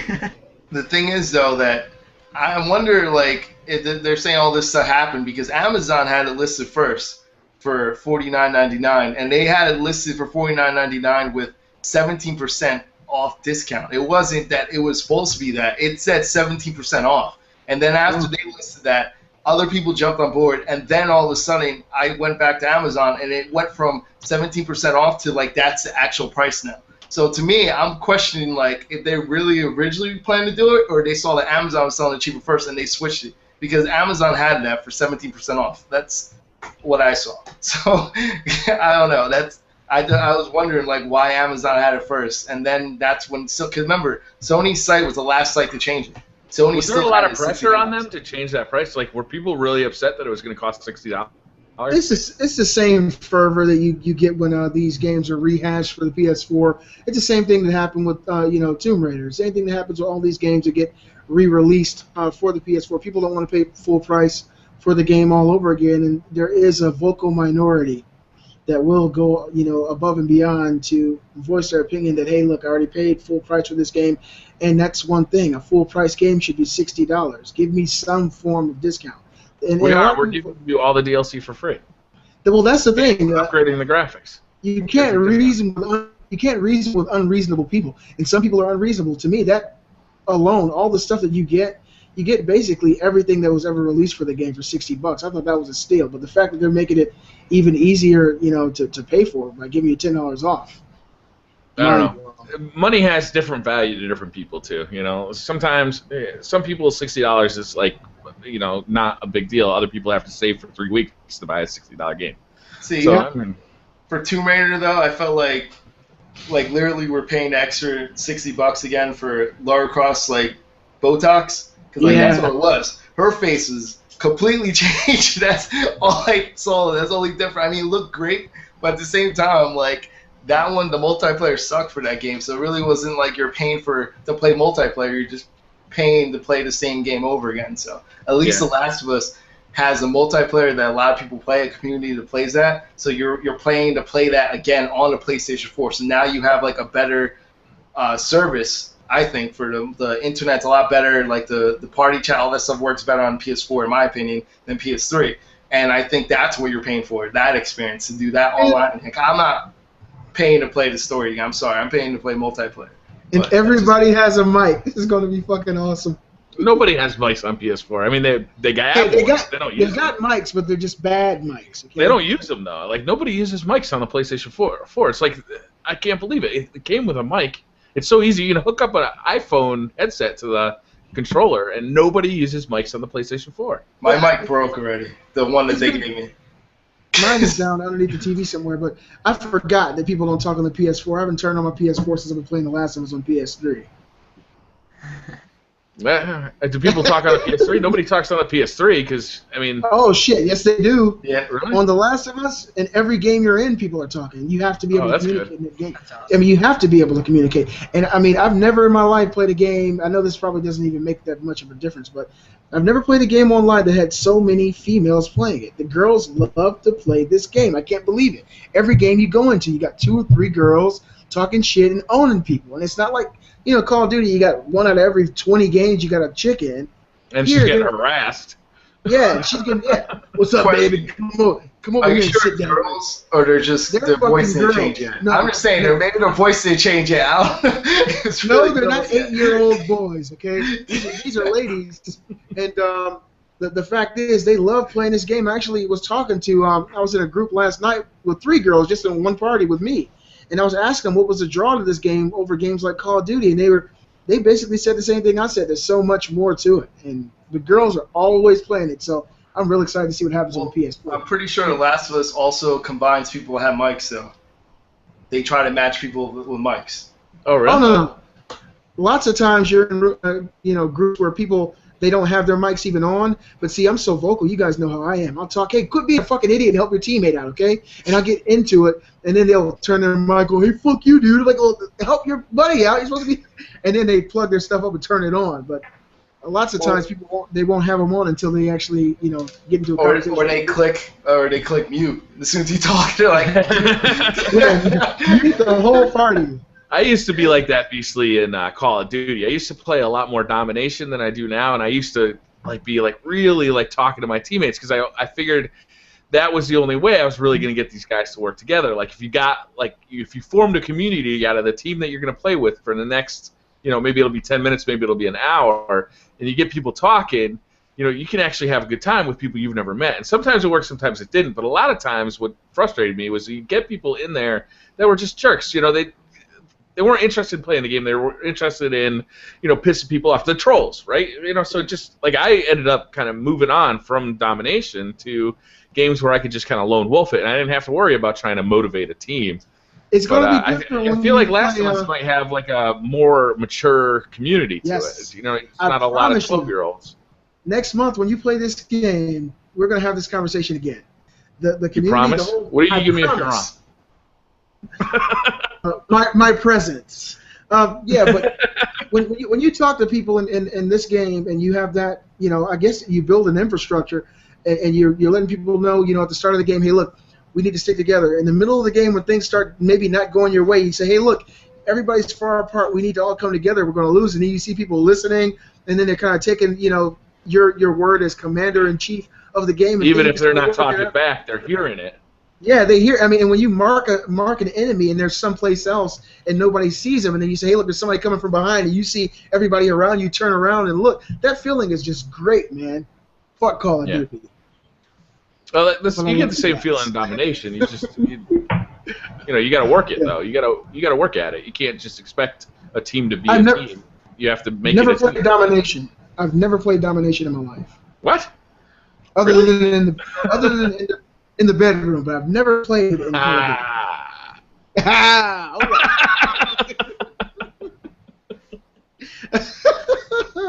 Beastly Gamer be dominating. Yeah, but yeah, that's how I feel about that game. It's awesome, and the communication is great. I can't wait for you, Unreal. I know you want to play it, man.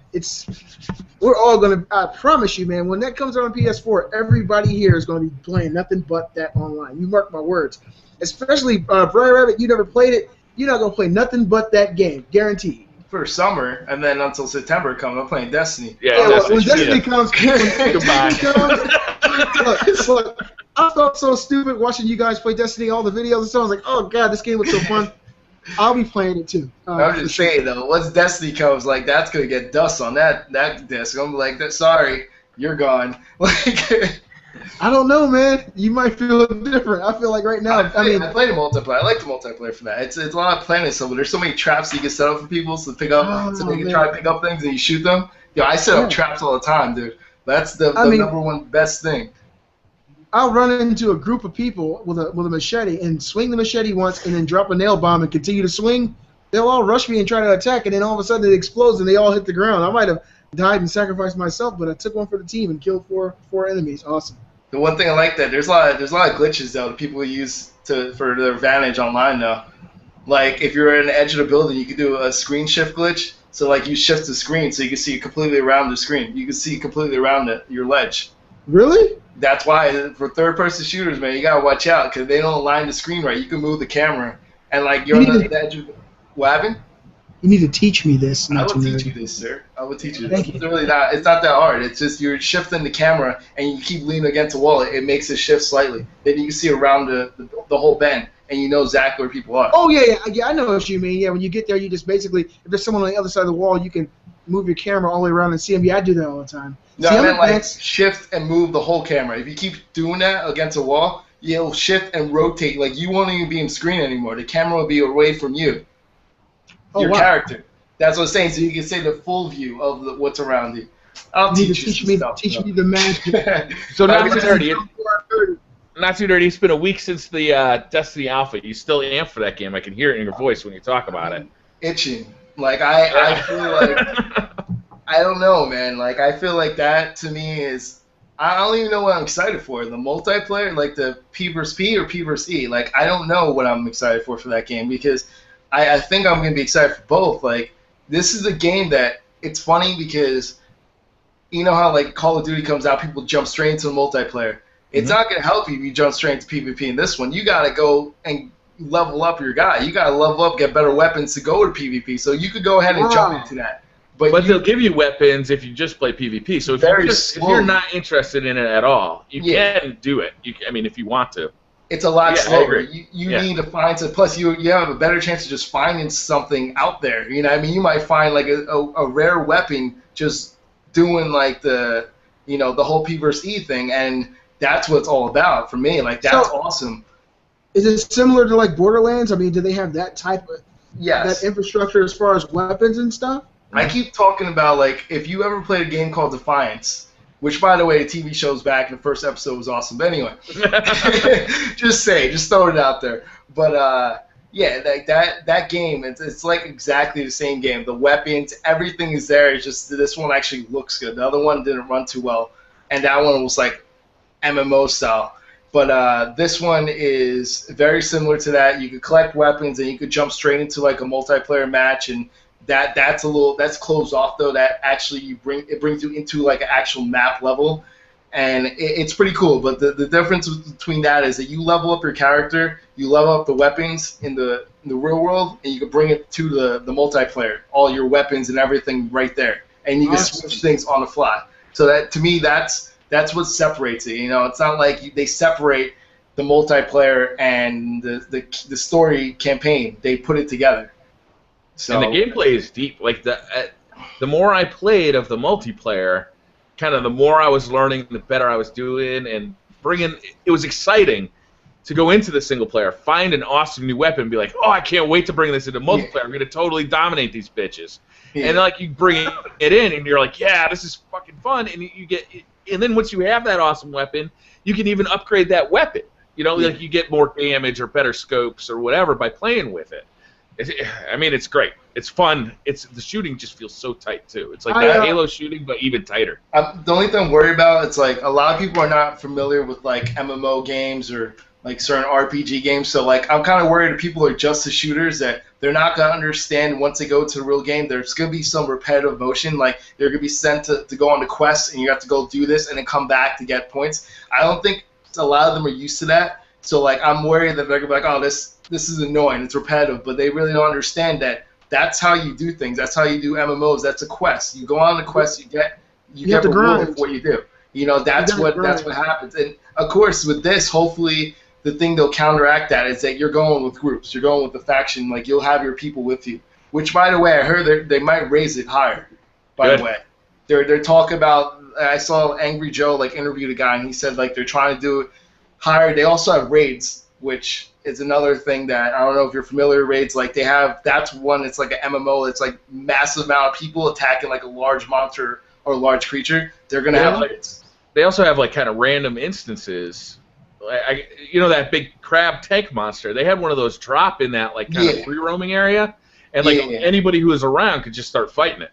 Yeah. So that's I think that's gonna be their style of raids. But if you ever played Defiance, they had like something called what was it, Hellbugs, and like there'll be giant Hellbugs, and like they literally have like hundreds and hundreds of people fighting them at the same time, which is pretty cool. So hopefully they do something similar to that. But yeah, you know, the game's got so much to offer. If you don't like one aspect of it, just don't play that part. Oh, they're also gonna have like a clan system too. They already said that they're gonna do clans and all that stuff. Yeah, that's why we're totally starting the Beastly Thoughts clan.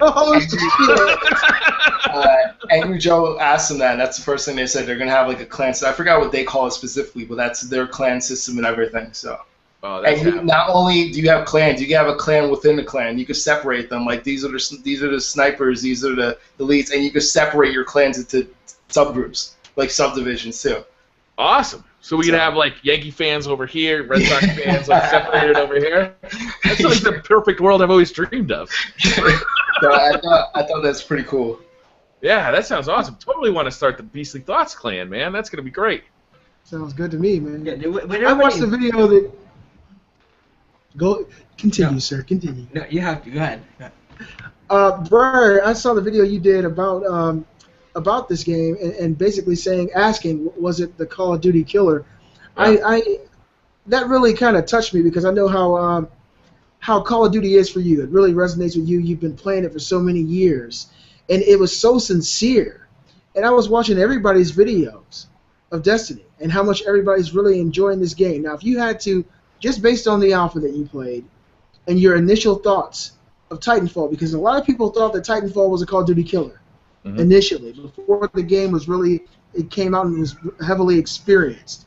Do you feel kind of the same way about Destiny that you did when Titanfall first arrived on the scene, or is this something totally different for you? Do you feel like this is a different experience overall, and this really does have, you know, the kind of tale that could, you know, give this, you know, a fighting chance to be the Call of Duty killer versus something like Titanfall that everybody thought was going to be?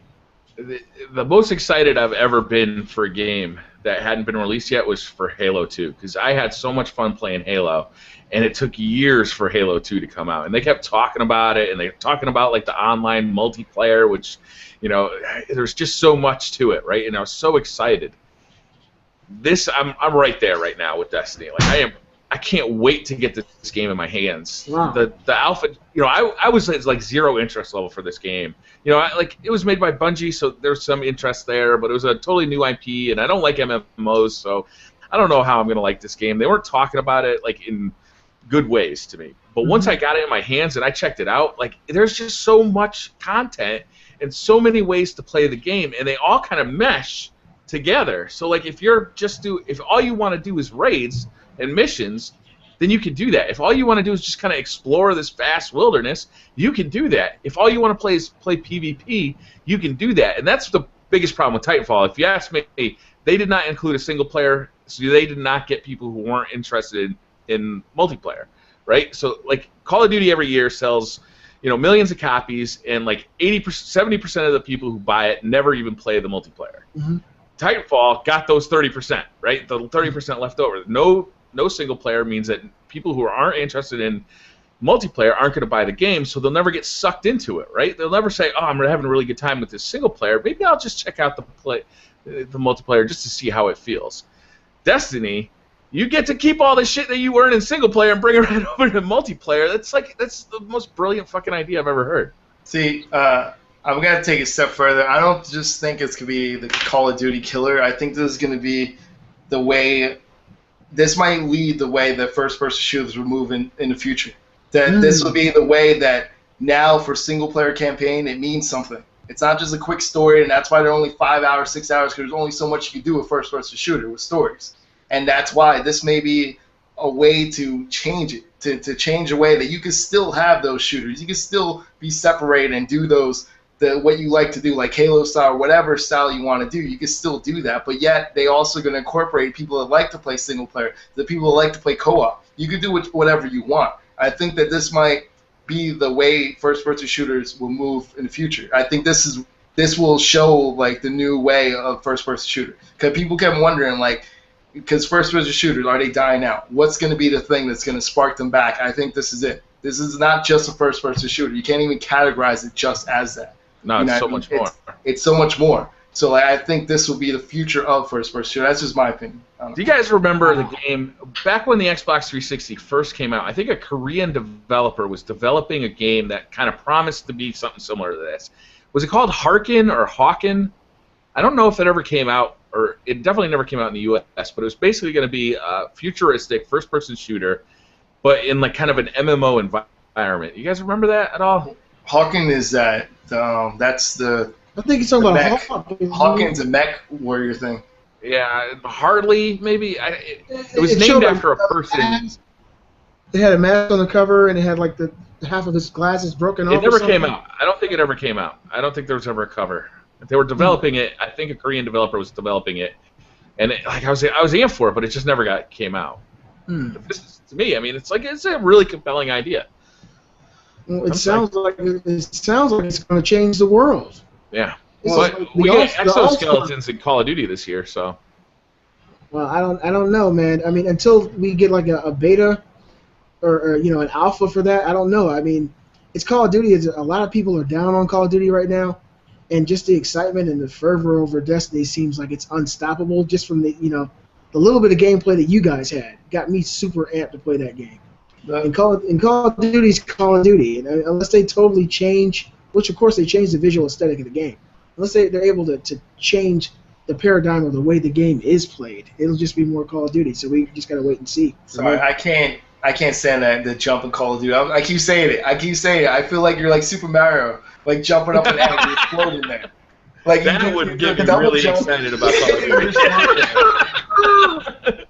Dude, Mario Cross Call of Duty. Yeah, seriously, you get the digital pre-order day one. Fireballs, dude. Shoot fireballs at people. You get the magic star. Yoshi spitting eggs all over the place. It was a hellscape, man. It was a nightmare. FPS Mario would be like the best game in the world. Hell yeah! And don't give him any ideas, not too nerdy, because you won't get any credit for it. Imagine a first-player online Mario game where you can run around, throw fireballs at people, and jump and stomp on people's heads. That should be awesome. That exoskeleton Yoshi, though. What? I should say that. You got the Mario Karts for like instead of tanks in Battlefield 4, you have the Mario Karts for Ultimate Wrestling. I am 100% on board with this game. I think we're brilliant. You gotta watch out for those blue shells, man. They kill anything, though. Hell yeah. You gotta get a 25 kill streak to earn one. That would be fucking sick. Stop it. You guys are making me want this damn game. Stop it. This is not right. Shit. No, seriously, think about it. You could like automatically kill the person that has the most kills just with that blue shell, that lightning. Yeah. That'd be so annoying. You're like on a 24 kill streak. You're about to get boom. You just hear like lightning strike. It's like, and then all of a sudden you get struck by a lightning bolt. That'd be awesome. It's totally gotta have like the two completely different graphics too. It's like the Call of Duty graphics and the Mario graphics completely like intertwined. Absolutely. That'd be so much fun. You just got Mario and the Call of Duty guy running around shooting each other. Special DLC includes Donkey Kong, Diddy Kong. Yes. No, it had to be Cranky Kong. That's what Nintendo's pushing out now. It had to be Cranky No, Kong. that's their special DLC. That's their secret. They're gonna announce that one the next E3. You don't even know that. Cranky Kong like whips out his cane and he's got a sword in there. He's just like sling. I'm in. Make this game happen. Damn it. Nintendo, so many good ideas here, Nintendo. Just listen to us. Listen to us, damn it. Well, Yeah. the next topic talks about, it says Xbox One versus PS4. Yeah. We have to include Wii U in there too. I'm sorry. Wii U has to be in there. The reason why I include Wii U is because Xbox One still didn't pass Wii U sales. So how are they not going to be mentioned, Wii U? You know what I mean? The Xbox One still hasn't surpassed Wii U sales, and they're still like 2 million, maybe even more by now, ahead of the Xbox One. So I understand what you're saying, not to nerdy, but this topic is actually referring to the exclusives and the games that are available right now, son. That's what this is about. well, if you're talking about exclusives, then isn't that Nintendo too? Aren't all their games exclusive?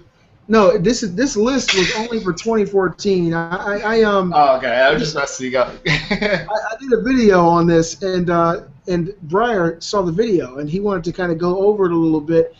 Basically, PlayStation and Microsoft have compiled their list of games that are available as of right now for 2014 only, so this does not include the release games. And so I went over this list, and I detailed it in the video. If you guys haven't seen it, go to my page and check it out. And basically, the numbers were kind of startling. Now, let me... So Microsoft, I'm just reading your notes here. Microsoft has 23 games available right now, and For Sony Xbox has One. 47. Yes. That's a big difference. Yes. it That's is. double. Wait, what people are going to say, the first thing people are going to ask, how many are indie games for each? Like, how many are actual, like, full retail games? Because that's the first thing people are going to ask. I mean, Well, that's exactly what they're going to ask. You can click on the links. Sony has considerably more retail games. They do have more indies as well, but they do have more retail games and games that are made specifically for that console. And the thing that kind of took me by surprise is the number of exclusives. Microsoft has 5 exclusives available right now that have been released in 2014, and I think Sony has 18 exclusives. Those are games that have already been released. These are all released as of So, right but now. for Sony, you're also including the indie games, right? Yeah.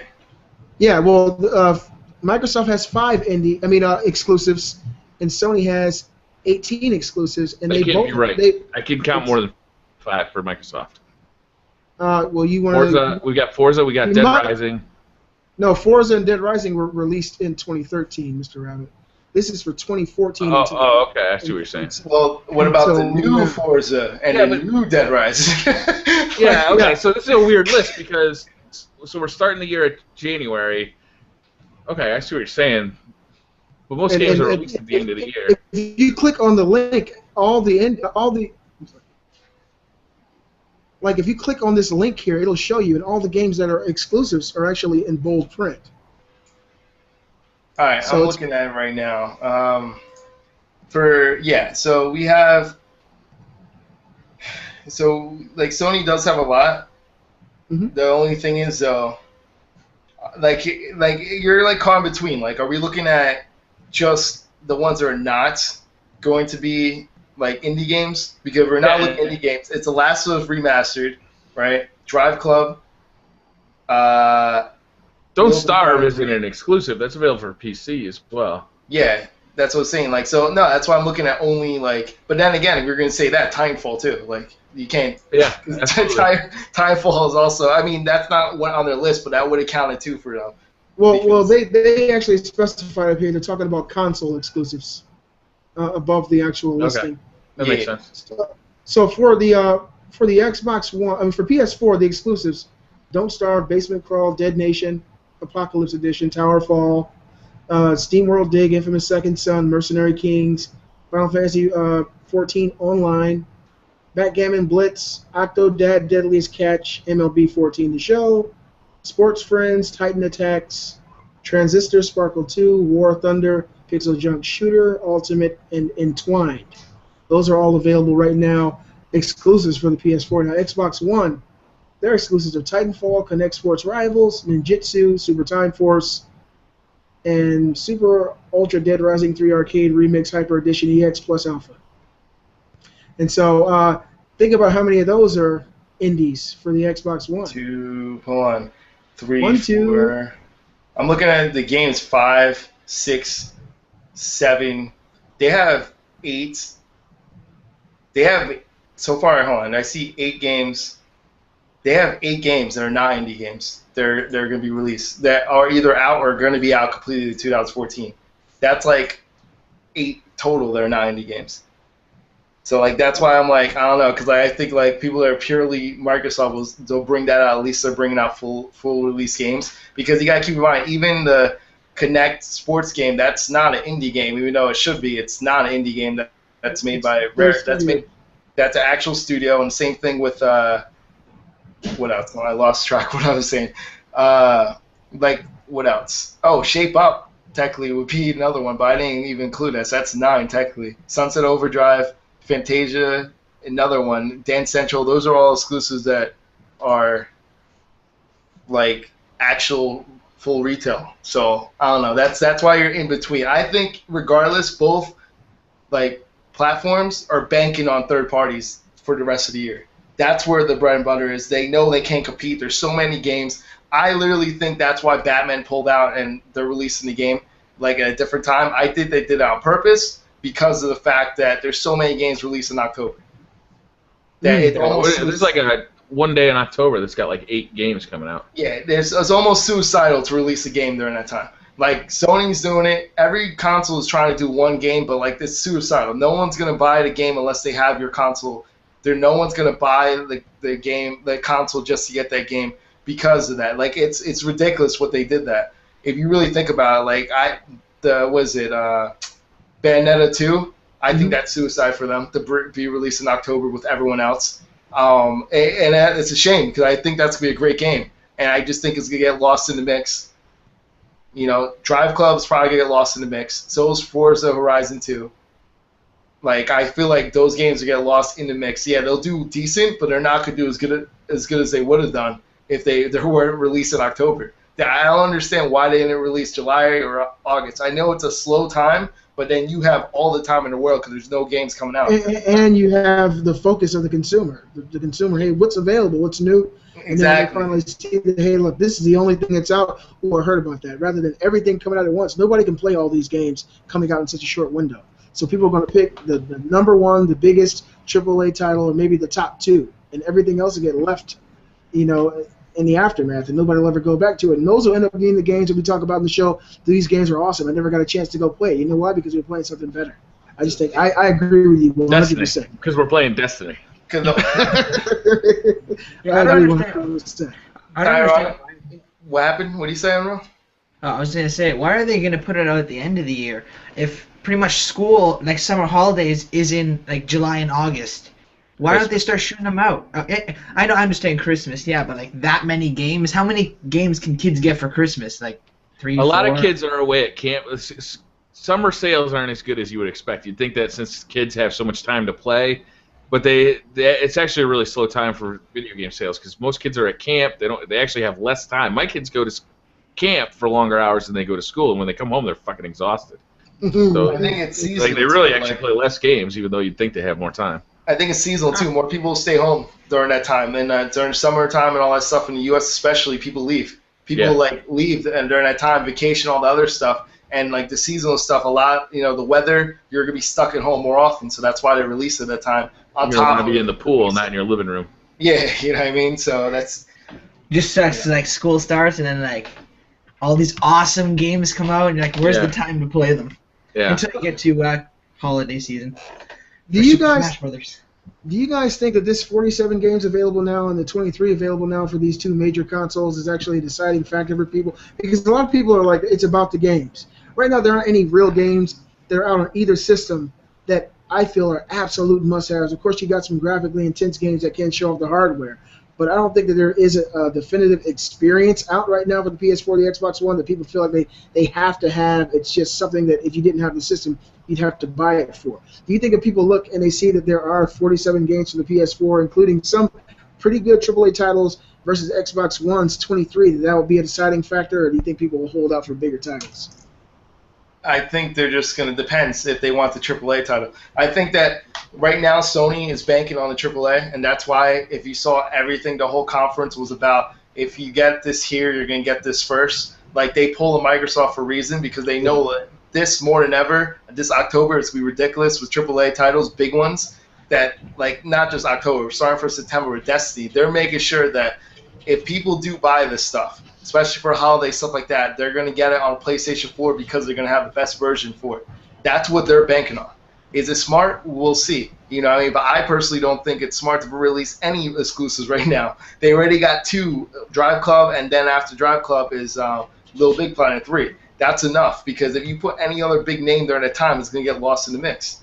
And that's the truth, because you're going to have bigger games. Like, it doesn't matter how big a game is. Like, I mean, I'm not saying Uncharted wouldn't sell more than Batman, like Arkham Knight, but I'm saying Arkham Knight, it's a big name. That's why they delayed. I was shocked they delayed. You see a company like that delay a game, they pulled out for a reason too. And I think because they know that they don't want to lose sales during that time. So I agree with both of you guys. You know, I think it's hard to explain why the PlayStation 4 is better. But once you have it in your hands and you see all the indie games, there's just more to play on the PlayStation 4 right now. You know, I'm playing Entwined and I'm loving Entwined. I've played a bunch of the indie games, even Resogun and stuff like that. I've had a good time with Warframe. I know that you've been playing a lot of Not Too Nerdy. Like, there's just more of that kind of stuff on the PlayStation 4 right now. And there's going to be more. Go ahead. No, I'd say, like, to go on what you're saying, there's going to be even more coming up. Like you're saying, the indie stuff. So, you know, even though you can't point to, like, one big game that just defines the PlayStation 4 experience, once you bring it home, you'll see that there's just a ton of stuff to play. And I have both systems here, and I just turn on my PlayStation 4 more often because, you know, well, I have Battlefield 4 and Call of Duty, and they both look a little bit better on the PlayStation 4 than they do on the Xbox One. They both play a little bit better, in my opinion, because the controller is better. But then there's also just a lot more indie games that are fun to play, and they only cost, you know, $10, and a lot of them are free if you download them on the right month if you have PlayStation Plus. I think that, you know, it's a compelling argument. It's not like a mega, like, it's not a mega factor to me. If only one of these consoles was going to get Destiny, or only one of these consoles was going to get Grand Theft Auto 5, then the choice would be clear. You know, like. Well, I'm going to get the one that I want to play that game on, you know? But so far, there hasn't really been, like, a compelling argument one way or the other. Titanfall, I thought was pretty compelling for the Xbox One. I played a lot of Titanfall. I understand that it doesn't have the legs of a Call of Duty, but I'm enjoying it anyway. Do you think it'll last for a year, just off subject? I don't know. I feel like it's dying so quickly already. We were trying to get into... Yeah, me and 9 to 5 Gamers played yesterday, and we were trying to get into a match on the new DLC, and we just couldn't. It was a Saturday, and we couldn't get into a match with the new DLC. Wait, that's the Xbox One version? That was the Xbox One version? And that version is dying out too? I thought it was just a PC version. Yeah, and the matchmaking is, like, clearly not very selective, because I'm a Gen 2, right? I'm like, you know, like a prestige level 2 in that game. And I'm in a lobby with Gen 9. You know, so, like, that's not that's not narrowing it down. I think they're just trying to get anybody who can get a good connection. And you could get up to a 5-bar connection. It, like, judges your level, your internet connection. You can get up to a 5, and I'm anywhere from a 2 to a 3 bar playing that match with, like, Gen 9. So I still kick their ass, but still. I still kick their ass. That's awesome. This isn't on our agenda this week, but I want to still ask you guys about it. A lot of developers, now that the Kinect has been taken out of the whole loop with the Xbox One, are saying that they're getting very comparable frame rates and resolution. That's great news. PS4, the Xbox One. I think it's awesome too that actually the Xbox One and the PS4 actually be able to stand head to head. we actually asked about this before. I asked Not Too Nerdy. You didn't think that would make that much of a difference in the past, there, sir. And I still say that, and I'm still saying this right now. I'm gonna be dead honest, and I'm sorry to say it like this. I don't want to, because you set me up to sound like a fanboy, when I'm not. I'm saying points on this. No matter what you do, and here's the thing. I don't know if you saw this, because someone looked this up. Phil Spencer already admitted, he already admitted about the whole thing that DirectX 12 is not gonna make a huge difference. Yeah, I don't know if he already admitted that. Phil Spencer from Microsoft. Head of Xbox. Yeah, head of Xbox. Don't get your hopes up, he said. I'm just saying, that's pretty much it. You're not going to see, the PlayStation has a better GPU, or APU, what they call it, but it has a better one. That's it. Doesn't matter how much you update it. If they update theirs too, it's still going to be faster. It's still going to look better. You're still going to get more frames, more picture. It's up to the developer to develop it. Now, They might limit things. If you're talking about, if they were optimizing for example, if they're planning to optimize the PS4 as much as they can, and then they try to put that into the Xbox One, it's not going to run the same frames. It's not going to be the same. The reason why they do that is because once again they're going to once again program it for the weaker console and just put them together, and that's it. They're going to put less objects and stuff like that. Because that's good for us that the Xbox One is going to be 10% more powerful, or however, by deleting the Kinect. But basically, what you're saying is they're going to dumb down the PS4 version of every game to make it more visually comparable to the Xbox One? They're going to have to. I mean, if you don't think companies do that, ask Ubisoft what happened to that magical E3 settings. The E3 settings for Watch Dogs PC that the modders found and they just unlocked. They did that on purpose because why? Because the consoles had a deal, and then, no, it's not hidden. They could try to deny as much as they want. The consoles had a deal. That's pretty much it. The consoles had a deal. Both consoles go to Ubisoft and say, "Hey, we'll pay you to make the PC version of this crap"? I don't think they said we'll pay you. I think they said that if you make it too much of a gap, then they'll probably limit them for certain things. They'll limit certain things with them, and they lose money like that. Do you know what I'm saying? That's the thing. They have all the power. For example, they could limit saying I don't know, we won't allow DLC, we won't allow all this other stuff, and it limits the market share for that company on that platform. Well, if they went to Ubisoft and told them, hey, look, if it looks so much better on the PC, people probably won't buy as much on the home consoles. If you make the home consoles look as comparable to the PC, people are going to think that's the best. That's the cream of the crop, and everybody's going to buy it, based on the visual aesthetic alone. So it was probably in their best interest. But Ubisoft came out yesterday, and they said that they basically hid away these graphical features because of stability issues. That of course, it does look a lot better when it's unlocked, and hackers shouldn't be doing what they're doing. But they said that running it optimized like that will give you hiccups in the system. Oh, it's 1 or 2 frames slower. Yeah. They proved it right. But here's the thing, though: when you patch that, you could patch 1 or 2 frames. Do not tell me you can't. That over time, you download patches, they'll fix it. I guarantee those modders are gonna fix that to look ridiculous, and it's gonna be even easier for them to fix it because of that settings that they unlocked. So I know for a fact they did it on purpose, because it even said E3 settings in the code. Yeah, it literally says E3 settings. That means that they purposely unlocked that. They purposely did it for a different reason. It doesn't matter what they say, and that's what I'm trying to say. They'll do the same thing for consoles already. Their motivation, it just seems so bizarre. How does it? I don't see how it helps Ubisoft to make a worse version on the PC. I don't see how it helps them. Well, it helps them because right now the one that's making them the most money, it's console version. They're not making as much money in PC. So but everybody's unhappy with the game. Huh? Everybody bought the game because they were expecting this next gen experience. Okay. It sold like gangbusters, right? It sold 4 million copies in the first weekend. Yeah, and PS4 sold 1.8 by itself. Yeah, but talk about the game to anybody who's got it, and they're like, sucks. It's okay. Yeah, well, all that enthusiasm. Yeah, the thing is, though, it's not like just because the game sucks that you give the money back. The developer gives the money back. They already made their money. Right, and this is going to be a franchise already, so they'll make it. They'll improve on the things people didn't like about it. And I guarantee people will still take their risk. The people that say it sucks. You think Watch Dogs 2 will be a success? I don't know. There's a lot of controversy here. I think they will. I think they'll do it. But the only thing is, they have to, yeah. they'll optimize. But the thing is, like, that's the thing. I purposely think they did it on purpose. I think that they brought down the resolution on purpose, right? Even if it's 1 or 2 frames, don't tell me that. You know how many times they release games that are hiccupy for PC and then they patch it in later? Don't tell me that 1 or 2 frames difference. This is different than that. What was that? This is different. I mean, that game was clearly. I mean, people just can unlock it and make a perfectly great. Yeah. And the funny thing is, though, the game ran better than it did before for some people. For me, it was 1 or 2 like slower frames, but like it overall looked better and it feels better. I actually have Watch Dogs for PC. That's the thing that ran. That's the first thing. As soon as I found out the modder did it, I'm like, let me change that crap. Like, it's the first thing I did, and it works. And I can see that there's plenty of room for them to mod it. So all right. So you've been bitten by this then.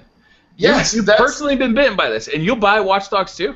That's what happened. I bought Watch Dogs. Remember, I got the Watch Dogs deal. I forgot what it was, like $31 or something. $31. Yeah, I got it like that for download, right? I got it real cheap for PC, okay? And then I also bought a PS4 version. Guess where the PS4 version went? Never opened it. I sold it to my cousin. Never opened it because of how the bad experience I had day one. Remember the Uplay thing that I was flipping out on? Yeah. I remember your video, The whole thing was a bad experience. I didn't even open the PlayStation 4 version. I said, this sucks. I'm not even going to play this. Like, and I sold that off. I'm in perfect agreement with you. The only thing I don't agree about is that people will buy Watch Dogs 2. They will. Like, if Alien Colonial Marines 2 came out, I don't think anybody would buy it because they're so... Watch Dogs isn't that bad, Dave. You can't say Watch Dogs is even in the same category. No, I agree with you there, but Ubisoft's policy toward gamers, I think, is that bad.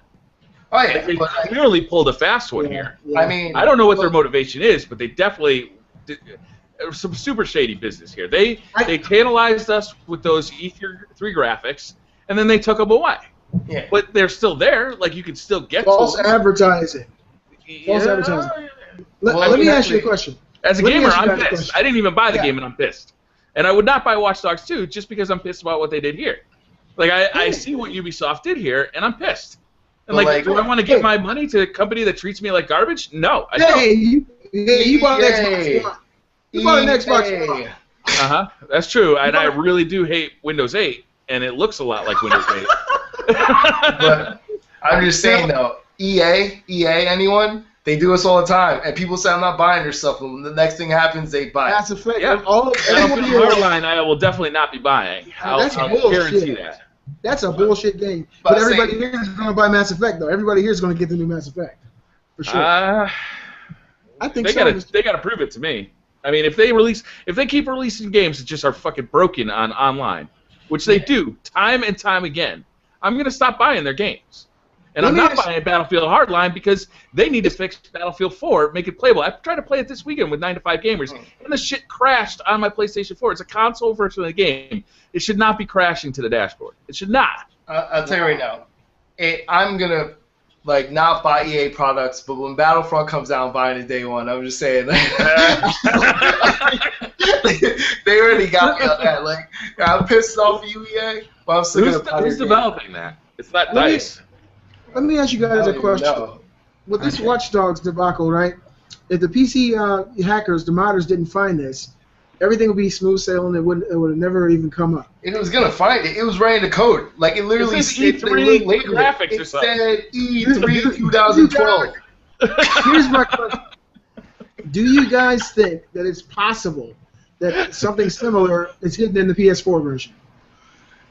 Says what? No, because I think that the whole thing was they always show the PC version. That's all they showed. And then they slipped in the PlayStation 4 version and the Xbox One. They did a bait and switch, like everyone said. They kept showing the PC version, and then they switched it around. So the PS4 and Xbox One version were always graphically crap compared to the PC optimized anyway. That was their version, and that's what they're trying. That's why they downgraded the the PC version. Mm-hmm. But I just don't understand their motivation there. Like, it just seems stupid. I mean, I could see it now. You got representatives with Sony and Microsoft telling them, hey, look, these new consoles are next generation. These are supposed to be the newest of the new. So people see Watch Dogs on the PC, and it looks twice as good as it does on the PS4. It's going to make our new technology, our new hardware look like shit, and we can't have that.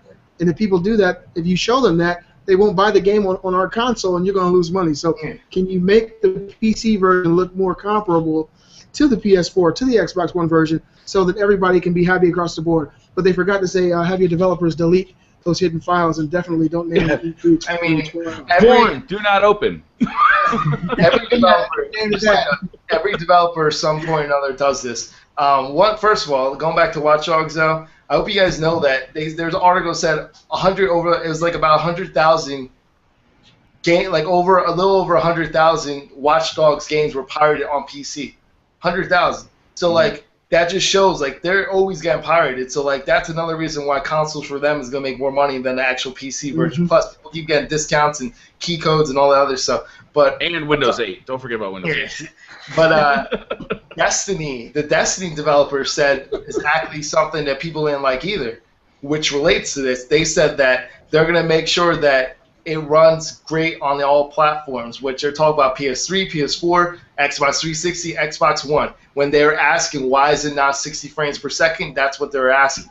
Yeah. That's what they said. And they said all platforms, and that's one of the common answers a lot of developers do. They try to make it like the same the experience is the same on all platforms. That's actually what he was quoted saying. It has the same experience on all platforms. So when they say it that way, you know why. Like that's what they try to do. Did you notice that the frame rate was 30 frames per second when you were playing the alpha? I don't think it's locked 30. I think it's like up and down. Yeah, because it felt fast enough to me that I never felt like the frame rate was slowing me down. I don't think it's locked. I think that's a good sign. I don't think it's locked. So I think it's like Infamous Second Son, where it wasn't locked at 30 frames, and it goes up and down, and then like later on they put a patch that you could lock it at 30 if you wanted to, or you could keep it like that. Yeah. So, but I wonder what it'll look like on the 360 and the PS3. It'll look the same experience. That's what he said. It'll look like the same exact experience. I mean, it can't be. I've never seen a game look like that on the PS3, though. I mean, is it just going to be textures, or are they going to have pop-in in the environment? Or I just wonder what it'll look like. You know, in Titanfall, it was the same game on the 360. It just ran choppier, and the graphics weren't as good. But it was the same game. Mm-hmm. So, I mean, that's cool to me that they're bringing it out for the PS3 and the 360, because all those gamers get a chance to play it. And they're being upfront. I don't like when companies lie to us, and I don't like when companies take our money and then abandon us and put out DLC for $60 when they haven't fixed the original game yet. Like Battlefield. He's talking about Mr. Hardline there. Yeah. That's a crappy ass game, man. I'm sorry, I'm not impressed with that. It's fun. It's fun, but I feel like they tested Battlefield 4 for that game. Like, and it's like it looks more like Battlefield 3. That's what it looks like. The graphics looks like Battlefield 3 with the different mechanics and stuff, like different game missions, and it's cops and robbers type thing. Like, to me, that's just funny that it looks like Battlefield 3 graphics, and that one actually runs better than Battlefield 4 still doesn't run. I think that what they did was they got Battlefield 3 and they got Counter-Strike, and they're like, we can make a game out of this. If you guys play Counter-Strike, it's just like cops and terrorists. Yeah, in the world of Battlefield 4, though, like their maps. Exactly. Let's just place it in these maps where you're already creating, and then let's charge them $60. Yeah. And they'll never question us. And I've heard that the matchmaking works better than Battlefield. I haven't played Hardline, but I've heard that the matchmaking works better, that the party system works better, and all these things still aren't fixed with Battlefield 4. I mean, that's like saying the matchmaking for Wii U works better, too. I mean, anything works better in Battlefield 4 right now. That's a good point. It's a low bar. It's like a 2-inch hurdle. I'm the world's best 2-inch hurdler. They got like that. They hamster in the wheel, like matchmaking, like, oh, internet's going pretty fast. Like, this is way better. The only issue I had with Hardline is that, to me, it seemed too similar to Battlefield 4. I mean, I just felt like I was playing, like Brian Rabbit said, I felt like I was playing DLC for Battlefield 4. That's what it looks like to me. It doesn't feel like it's, the evolution of it. Of course, they changed the paradigm. It's, it's not a war setting, but it really could be, because it's not really cops and robbers. It's a massive scale, war zone with people who are criminals versus a shitload of police. It's a huge playing field. It's gigantic. You know, you can get in your car and drive across the map. You feel like you're in Grand Theft Auto.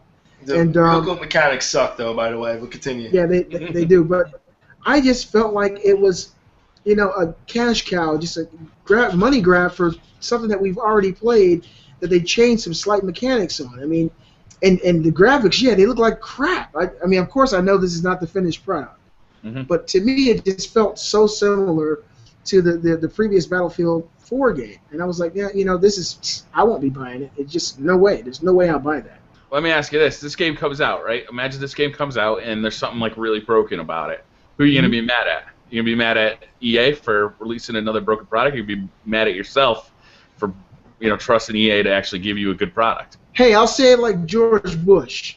You fool me once, shame on you. You fool me twice, can't get fooled again. So, yeah! Well, if he fooled you the second time, it's still shame on him, right? Or no? I don't know who was either that fucking senator who screamed. Yeah, if you fall for it again and you get got, you can't blame them at all. You can't blame EA at all. If you go and spend your $60 and you know that they have a history of doing this shit, I'll wait. They have a long history of it now. Yeah, I'm saying City was completely broken. Battlefield 4 is completely broken. What else? Come on, I know you guys can help me out here. What else has been just trash online? What else did EA make? Made the Sims. Okay. Yeah, SimCity. Yeah. Sims? Yeah. What? Like crappy games that I made? No, like the games. No. Recently, it seems like they've been on. Yeah, there's a lot of those, but recently it feels like they've been on this streak of games that have had huge multiplayer components that just hasn't worked. Like the system cannot handle. FIFA. EA is not capable of building this infrastructure. Like right away, FIFA sucks. A lot of people said it's like the worst FIFA. Like matchmaking, everything just sucks. FIFA. They don't even have like certain mechanics in the game itself that doesn't even make sense. Like that right away. The sports games like Madden sucked. Like I mean, I could go on. All the sports games for them, like they just lost their edge. I don't know what's going on. I'll wait for. So basically, if someone buys this game and they get fucked, they deserve it. They bent over, grabbed their ankles, and said, "Let's go," because you should know by now. If you really are interested in getting hard lines, the game looks like it's interesting to you, which it may be fun for some. For me, it just feels like more of the same. Let it come out. Wait for a week. Wait for 2 weeks. You know, hear the consensus of the consumer. If the online works, if the game is smooth, then make your purchase. But if you just fill EA's pockets with your hard-earned money and get another steamy bag of dog shit on your front porch, then it's all on you. I gotta agree with you there. I mean, at some point, as consumers, we have to take these companies. We have to give them accountability. We have to take. Yeah, you have to hold them accountable. Yeah. If they keep trying to shove crap at us, then we got to say no more crap. I'm not eating this anymore. I'm not doing this anymore. I'm not going to buy the sequel to a game that you lied to me about, and I'm not going to buy the sequel to a game that you still haven't fixed. Like you sold me Battlefield 4 and it still doesn't work 8 months later. Watch Dogs 2, you told me it was going to be one thing and it's not. And you did it on purpose. Like why? I don't know. You got to say no. You know, I'm not doing this. I'm not buying your product because you don't treat me right. You don't love me the way I want to be loved. And that's how you got to be. You don't make me feel good about me. Is this about Battlefield, Brian? Battlefield 4 makes me hurt inside. Well, I think that they should have maybe. If you had Battlefield 4, they should have maybe given you that game for $30 digital download. They would make way more money than they would just selling it for $60 or $70 like they're doing in Canada. Like, why would they do that? Got it going on, man. I love Canada. Go ahead. I agree with you, Marco. I think that's a great idea. If they said, here, if you have Battlefield 4, we're going to give you a discount on Battlefield Hardline. Just a goodwill act from EA. Yeah, sorry, our game's now, I know Not Too Nerdy is going to get pissed at me for saying this, because we had this conversation about DLC for Call of Duty earlier in the year. But if EA said, look, if you bought Battlefield 4, we understand your experience has been bad, and here's our good faith gesture, right?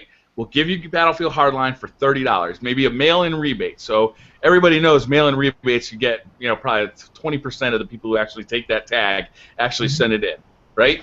But it would be enough of a good faith gesture that would say, hey, well, now I'll check out Battlefield Hardline. EA has admitted their mistake, and they're trying to make it right. And if they did that, I agree with you, Marco. I think I would get into it. But what they're pulling now is baloney, and I'm not ever. I don't know if I'll ever buy a Battlefield game again. The thing is, I'll buy one, but I feel like I don't want to buy one right now. It sucks because it's not DICE's fault. This is clearly on the publisher. The game was ready, and the publisher did not want to release it late because of their shareholders, and that's what they're worried about, the money. Because it's, if you say you're going to delay this game when it's a big budget game, the people that have stock for it are going to flip. The shareholders control EA, and that's the thing with EA. Always suck. They're held hostage to their shareholders, and because of that, DICE takes all the punishment. And the thing is, that's a reason why they can't give things for free, because these developers still need to get paid. They are working overtime and stuff like that because they're trying to fix a game that was never ready to be released. And while they're doing that, they're also being forced to do another game that's still not ready, that's in beta right now. And I know they have a huge team, but at the same time, that's a lot of work. That's a lot of pressure, and that's a lot of things on the same server. So I don't know if people realize this. What's going to happen when that game's released, when Battlefield already has a lot of people on the server, and that game has a lot of people on the server, then what's going to happen? Crash. Because The it's only beta right now, and it's crashing sometimes now. Wait until it happens. You should see how often that crashes on the PC version. The PC version, it's glitched out like crazy for the beta. The PC version, you can't even record. You can't stream. I saw Angry Joe, like, you cannot stream using Twitch, or what's it called? OBS? No, not OBS is the only one you can use. Fraps. Okay. Yeah, you can't use Fraps.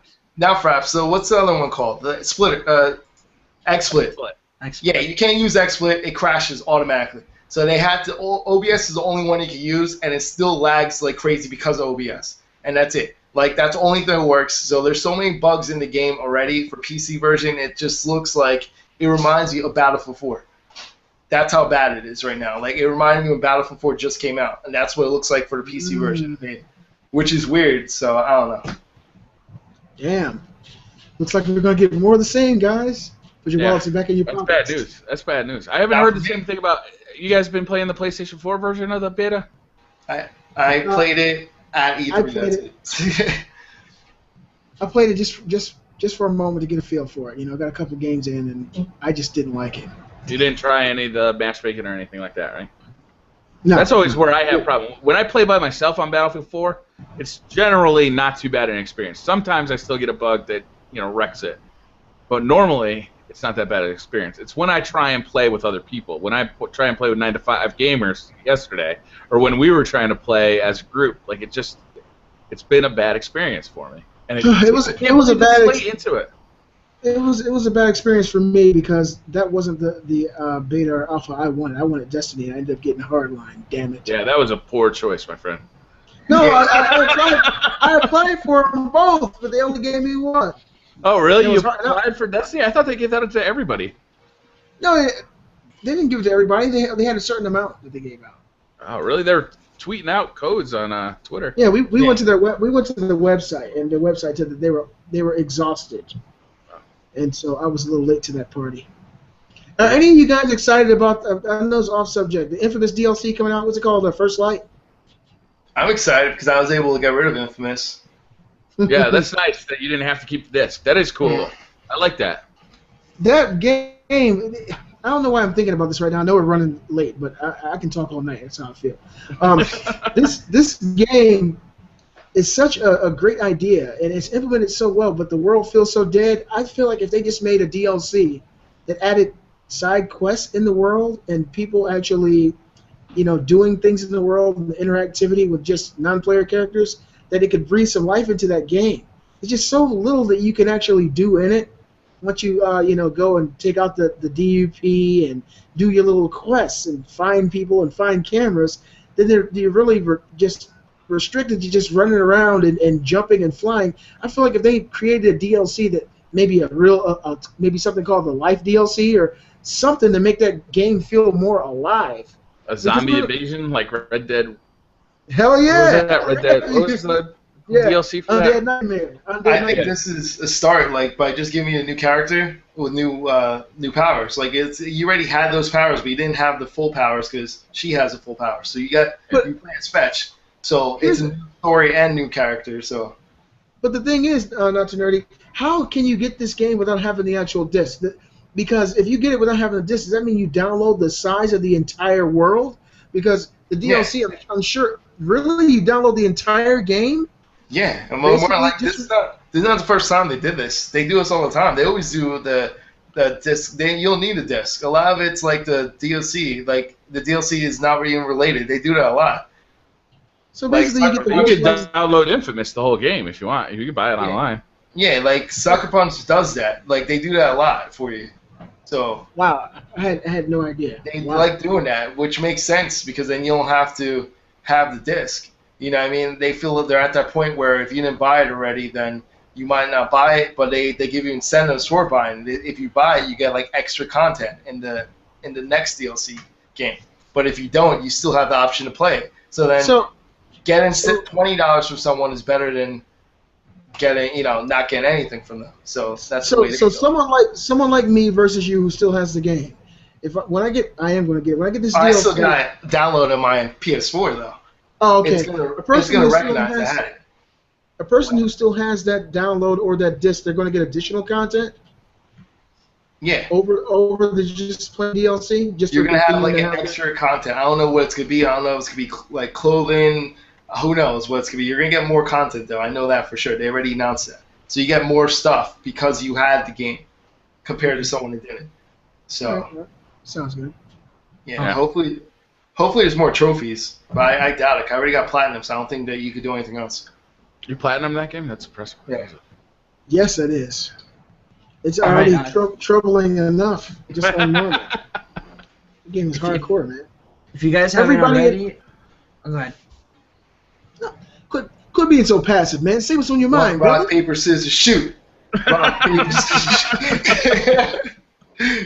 No, go ahead. I was just gonna change the subject real quick so you can finish off what you were gonna say. No, I was just saying that everybody in my household besides Nova and Nina beat that game. My 12-year-old beat it, 13-year-old beat it, Kate beat it, and I beat it. So we got plenty of playtime out of it. Continue, Mr. Unreal Gamer. Thank you. Well, if you guys haven't already, the Crew closed beta sign up. You guys can do it right now. It's for PC only, and you need a Uplay account. It's gonna come in. You guys gonna get that game? 'Cause I'm not. Not two nerdies out. You play. It looks okay. It's just not my type of game. The game takes forever. I'll tell you this right now. It's pretty cool. It's like it takes forever though. Like, why am I gonna race you to California from like, 2-hour races, right? It's like it's just I don't know. It just seems too long for like missions. Like a mission might be like 2 hours long or something like that. Like it's serious. Like you have to take a restroom break. I don't know, man. To me, it's like it's cool though. It's like an MMO for cars. Like that's never been done before. So, or at least I don't think it's been done before. It's pretty cool. You know, what I mean, you sort of get that. I don't know. I sort of get that Need for Speed Underground. Like I don't know if you guys ever played that Need for Speed Underground. Like that. Like you could like beep your horn, be like, oh, let's race, something like that. I feel like it's like that. Like there's people around the world that you could just interact with alongside. That's what it feels like. But this is just in a huge map. You know what I mean? So to me, I got a chance to play it, and it's cool. Like the graphics looks good and all that stuff. But for me, it's just like I don't know. I'm not really a huge racing fan anymore. I do occasionally, but Like, how realistic is it? Like, if you get out of the car and you walk the race, will you lose weight? wait, what do you mean? For like walking? Your character. No, it's That's just not like for drive-through food. I didn't see anyone get out of the car. All I saw was like in cars. That's all they let us test it. I didn't even know you could get out of the car. You know? I'm just messing with you now, too. What's that one game? Was it Need for Speed: The Run or something? Was it? Yeah, the No, road. where Yeah. you can actually run with the character. That was weird. Well, those are actually like, if you can, I didn't know you can. I was playing that game. I got it. I was playing it last week and the week before. And when he gets out of the car, it's actually pre-scripted. Oh, I'm like, what is Need for Speed doing right now? I mean, it's not bad. It looks really good. It's exciting, but like the moment you're out of the car, you're chasing people or getting chased, and it's pre-scripted stuff. To be honest with you, they cancel each other out. You got The Crew coming out, you got Drive Club, and you got Forza Horizon. Forza, sorry, you gotta say with a T in it, even though there's no T. What? Forza Why? Horizon 2 is coming out. They're all coming around at the same time, which is they cancel each other out. So whatever console you have a racing sim. So it really doesn't make a difference. So how much money is this fall going to cost me? I know I'm getting Destiny. When's GTA 5 coming out? GTA 5. That game looks great. Do we know the date for that, or have they not said yet? That's a good question. You should definitely look that one up. Man, I have no idea. Yeah, that game looks phenomenal, man. When I saw GTA 5, I swear I didn't know what it was until I saw like the main characters. I was like, "What is this?" They really went in there and did, a lot of work to make that game look vastly improved over the previous generation. I just hope that they can do something similar to that with The Last of Us. Oh man, because GTA 5 does look like a PS4, / Xbox One experience now.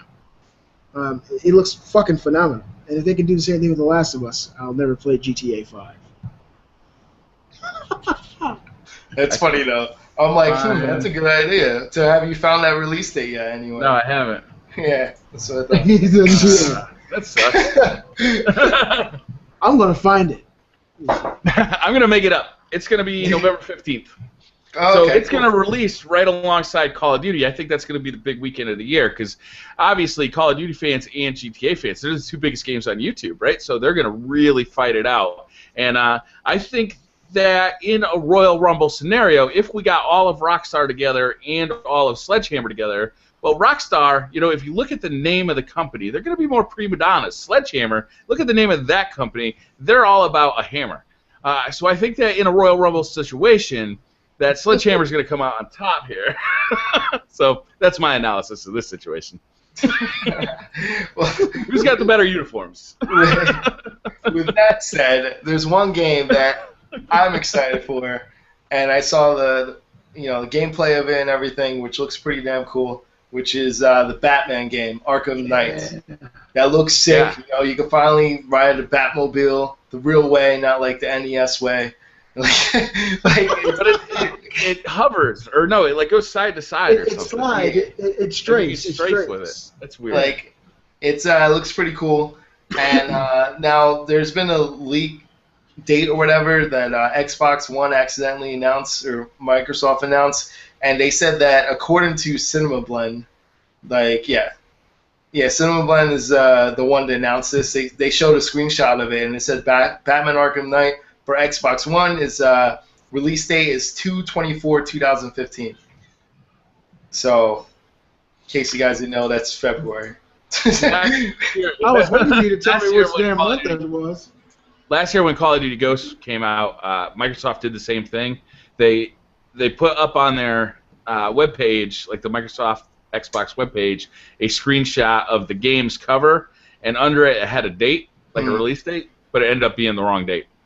So this could be wrong. It might, but the thing is, though, this isn't like a placeholder date. Like, usually placeholders are not placeholder on a exact Tuesday. Yeah. And, if you look at a date, that's the last Tuesday in February. I highly doubt that's a placeholder. Are you guys looking forward to this game? I'm not. I'm really am. not. I think they're going to be. It's being amazing because the last game, is supposedly this is done. And it's literally done for the studio. They're done. This is the last of the game, and it's back in the hands of the regular studio, not Rocksteady. Yeah. So how could you not be excited about that? How could you not be, Brian Rabbit? The original 2. Did you get your hands on this one at E3? Yeah, I got a chance to look at it. I didn't get a chance to play it. They're showing a live demo. It looks. The thing that's got me unexcited is the Batmobile. I don't like that puzzle element between the Batmobile and on foot.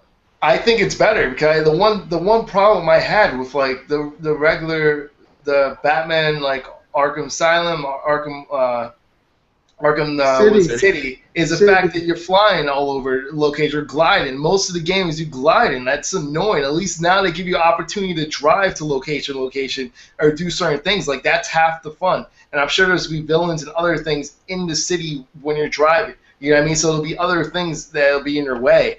And I think to me, like that's something that's improvement because all you literally did, like to go from one location, and it's usually a far distance because the maps are huge in there, and you're in such a far distance, and you're flying. Like to me, you're not flying, you're gliding, and then you get to rooftop, and then you glide to another section. That's kind of boring sometimes. Sometimes you lose focus, you're just gliding most of the time till you get to the next mission. At least now, like you could drive around, do certain things, which makes it cool because you're driving a Batmobile. I mean, You know what I mean? think about how awesome it is. You guys remember Batman Returns when Michael Keaton was Batman, and that feeling of hitting the button and the Batmobile just driving up on him? You can do that shit now. And on top of that, you can drive to the city and like use your car as a projectile to shoot yourself out to glide into the sky. I mean, that thing looks awesome. I mean, I agree 100% with you, Not Too Nerdy. To be able to fly and glide around the city, and then on top of that, use your car as like this tank. It's like a tank, and you can drive through, you know, the concrete bricks and mortar on the walls and stuff. It's awesome. I think it's because now it's really emphasizing open world once again. Like this is true open world. Because now you could drive. Like before, you're wondering like why would he just keep gliding there? You know how long is it take him to glide? It's not like he can literally fly. You know what I mean? So you have to glide from one building to another, and it takes forever to do that. Why not have a vehicle? Why not have something? Now it makes sense. He has a vehicle. You can get into the vehicle, and it's pretty cool. It's pretty sweet to see that. You know what I mean? It gives people more options in the game, and I think that like that's a huge thing in the game because you don't want someone to lose interest. Like just it's gonna feel repetitive that all you can do is do a mission and glide to the next mission and do a mission and glide. Now you can do different things. You could glide to the next mission. You could go on the streets. I'm sure there's be other things. There might be someone who needs saving. There's other things that might happen now. Who knows? Like what's going on? But from what I saw, the world still looks kind of empty down low. I don't know what they're gonna do with it. So they didn't really show too much. So who knows what they're gonna do? You can Do you create think Batman ever loses his keys? I mean, he doesn't need keys. You made me lose my toothpick, man. See, Batman has like this eye scanner thing where he goes to the car and it tracks his eyes and it opens automatically.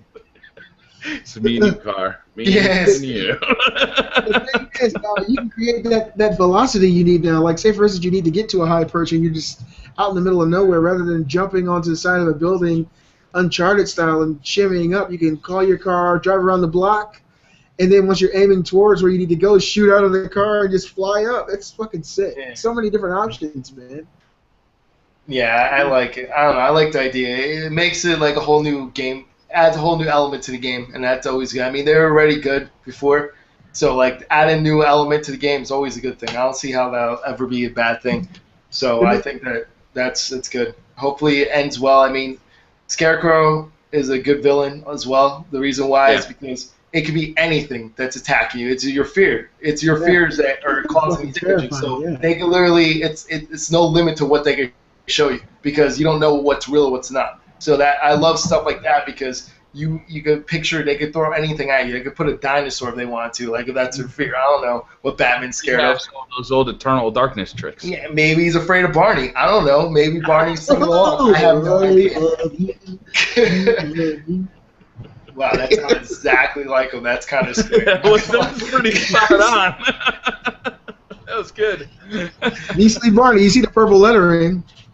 Well, now we know what happens if he loses the tournament. He might have to be wearing a Barney suit in the video.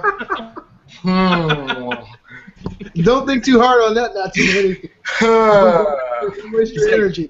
He's like, what day is it today? He's like, Barney's birthday.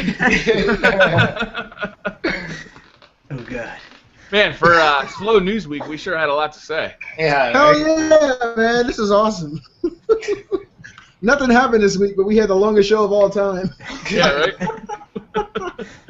Damn, that's called having fun, guys. Should we wrap it up, or you guys got more topics you want to go over? I'm good. All right, let's wrap it up. Not Too Nerdy, what are you up to this week? That's a good question. I'm asking myself that right now as we speak. But what I'm going to do next week, obviously I'm going to do another garage/yard sale video game pickup, so definitely check that out. It was a slow week this weekend, but I still managed to salvage some pickups. How's that series doing? Is it getting any views? Because I find it fascinating. Yeah, I really like it. It's actually getting a pretty good amount of views, especially since like I comment on people that I watch and their pickups. Like their people are watching me now. It seemed like I got a lot more subscribers from them and stuff like that, which is pretty cool. I love the series. It's a lot of fun. And, I was able to go to the flea market as well at some garage sale pickups. Not great ones, but, I was able to get certain things. But, I might pick up – I was supposed to pick up the UFC game last week. I don't know if I'm going to get the UFC game or if I'm going to get the Transformers game. I might get one of the two this week because the new Transformers game comes out this week. Check out the reviews of that UFC before you buy it, my friend. Yeah, I know. EA took it over, so that's the reason why I was kind of scared. Check out those reviews before you. When are we gonna start using EA to mean shitty? That's so EA. But like extra ass.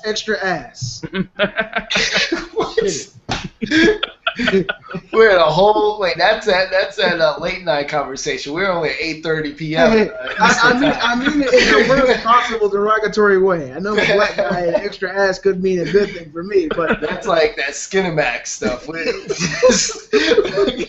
But besides the Transformers game, that's pretty much it. I'm also going to review Ultra Street Fighter 4, which is sort of like a game review. I'm also going to talk about Defiance. We're going to start doing some serious, maybe once every 2 weeks, something like that, talk about the show. I want to start talking about TV shows and movies more often now. Do you still have the game? You can do gameplay of the game while you talk about the show. I'm actually in the process of getting it back because I got rid of that game a while ago for the Xbox 360 game. It's 360? Yeah, but I heard now it's free to download. It's free to play, so if that's the case, I have to check that. If it's free to play, I'm just going to re-download it for the Xbox 360. I'll download that too, yeah. I'm pretty sure it's free to play because I know the PC is free to play, and I heard there's rumor that it's free to play for all because I beat it completely. I beat every side mission, everything, but then they give you a new mission every week before the show, and it relates into the show. It ties into Yeah, that's right. I forgot about that. Are they doing that for Season 2? Yeah, they started already. So that's cool.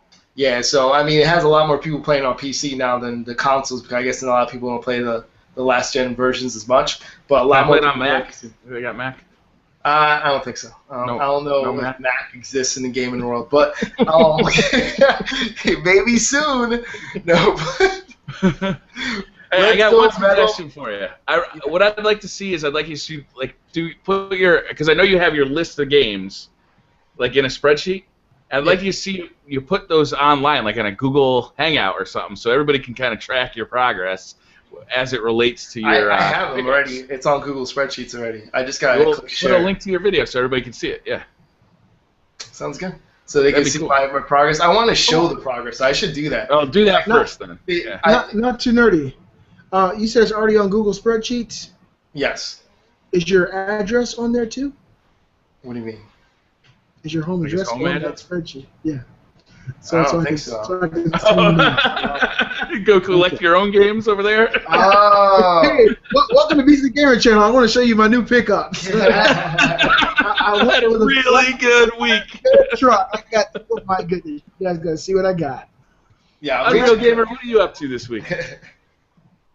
Well, I'm going to be playing some Team Fortress 2 to finish off my beautiful gaming sessions I'm having, but it's also a great time to be Canadian because Target's having these 50% off game sale, so I'm getting so many new games. I got my Wii U for only $150 for the deluxe set, and there was I know, it blew my mind. They were trying to get rid of them, so I got one of those. I got Super Mario Brothers U for only $21. That game is good. It is fun. And then I got Wind Waker for free. It's a good time. See, if you buy Mario Kart 8, you get another game with it too. Yeah, that's why. You get 2 games for one. Yeah.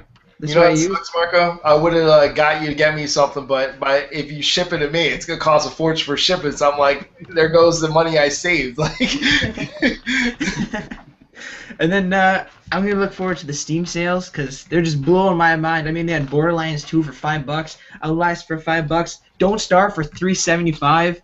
It blows my mind that Steam could even afford. Of course they can afford to, but they even put these sales out there because I don't see Xbox or PlayStation even putting near the sale prices that these guys are doing. Ooh, they gave away Borderlands 2 for free on PS3. Robbie isn't here, so since Robbie's not here, don't you talk about PlayStation. Don't you even go to the okay? Don't even do it, sir, because Sony gives away free stuff all the time. Don't even go there. Marco, did you get any free games for voting? Because you get the cards and trading cards. You could use it to trade for money and then you can actually use it too. That's what I did. I've been voting the whole time. I only bought 2 games, but I've been voting, so like every single time you could vote, so I could get free like cards, the trading cards that trade in for money, so I could use to buy free games. Like. Yeah, and another thing they're doing is like something the adventure, and you can join a team. And when you join a team, you have to collect these cards by either voting or paying $10 in the Steam store. And once you get so many cards, you can build like these what the heck are they called? I don't know. It's like you build something, and then if you get that, you get 10 points for your team, and the team goes to like 375,000 points. And if you're on that team and you win that day, you get 30 people from that team get 3 of their wish list games for free. So that's awesome. And so far, my team is winning tonight. So I just went ahead and like did the new Call of Duty Evolve, and what other one did I put on? I don't know. I put all the new games. Hopefully, I get them. But maybe. I'm looking at their page right now. They got Tomb Raider on here for $5 right now too. Mm-hmm. I know. I'd advise to everybody buy the flash sales, because those daily deals will go cheaper in the flash sale. So. Yeah. Well, I do like the ones that are the big deals for the daily deals are the ones you could do. Flash sales are the best, without a doubt. Flash sale is the one that's never going to get cheaper than that. But the daily deal also. And just keep in mind, if you miss the sale, the last day it does all the sales again. So everything that you miss, it'll do at the lowest price that it was at, it'll do it again one last time. So like they got Skyrim for like $3 on there. Yeah, they got a lot of things like you do. So they even have Dead Rising at pre-order, and it's only like $35. It's crazy. Wow. All right, Beastly Gamer, what are you up to this week besides playing with Google Effects? How do you know what I'm doing? It's fun. Okay, this week, Kate and I are going to do some Beauty and the Beast this week and talk about her surgery. She went and had surgery Friday. Yeah, she went and had surgery Friday. We watched Total Recall. She wanted to get that. Yeah, we watched Total Recall. She wanted to go get that 3rd tit put in, and so she. Okay. Yeah, no, she had a kidney stone removed, and so. Yeah, I was there. I took a day off to be with my wife and enjoy that day. 7 hours in the hospital, and I'm going to be, getting my level up in some. Can you guys guess the game? Maybe some Call of Duty. Hell no. What's that? I'm playing The Last of Us online for PS3. I'm going to continue to play that until it comes out for the PS4. I'm sorry, guys. I feel compelled to play something else, but I just don't feel like it would be as fun. I'm such a loser. I never thought I'd be sucked in by this game the way I am, because the single-player campaign is so phenomenal. I didn't think that the multiplayer would turn me into such a bitch, but it does. I swear, it frustrates me that I'm being like this, because I normally try to jump around and play different games all the time, and I always got on my youngest son about it. He was on Borderlands 2 for like a year straight. Every time I saw him, I said, Brandon, there are more games to play than this game. He looked at me and said, but Dad, it's so fun. Now I understand, son, because I'm just like you when it comes to The Last of Us online. It's a great experience, guys. Oh, who's hooking me up? You damn shit. Man, you do that the whole time. God damn it. Dude, this is the best app ever. Not too nerdy, you bastard. That's right on. Too much. Don't move. You'll see. That is perfect. My mustache is coming out of my damn nose. Dude, that's like Dr. Robotnik style right there. You know. Do the hair, damn it. I'll get you, Sonic. Damn it. That's awesome. What I'm doing. Yeah. All right, I think we should wrap it up. I think we ended on a good note. Before Brett starts drawing on our faces, we're going to end this show. Thank you guys for watching. See you later. Bye.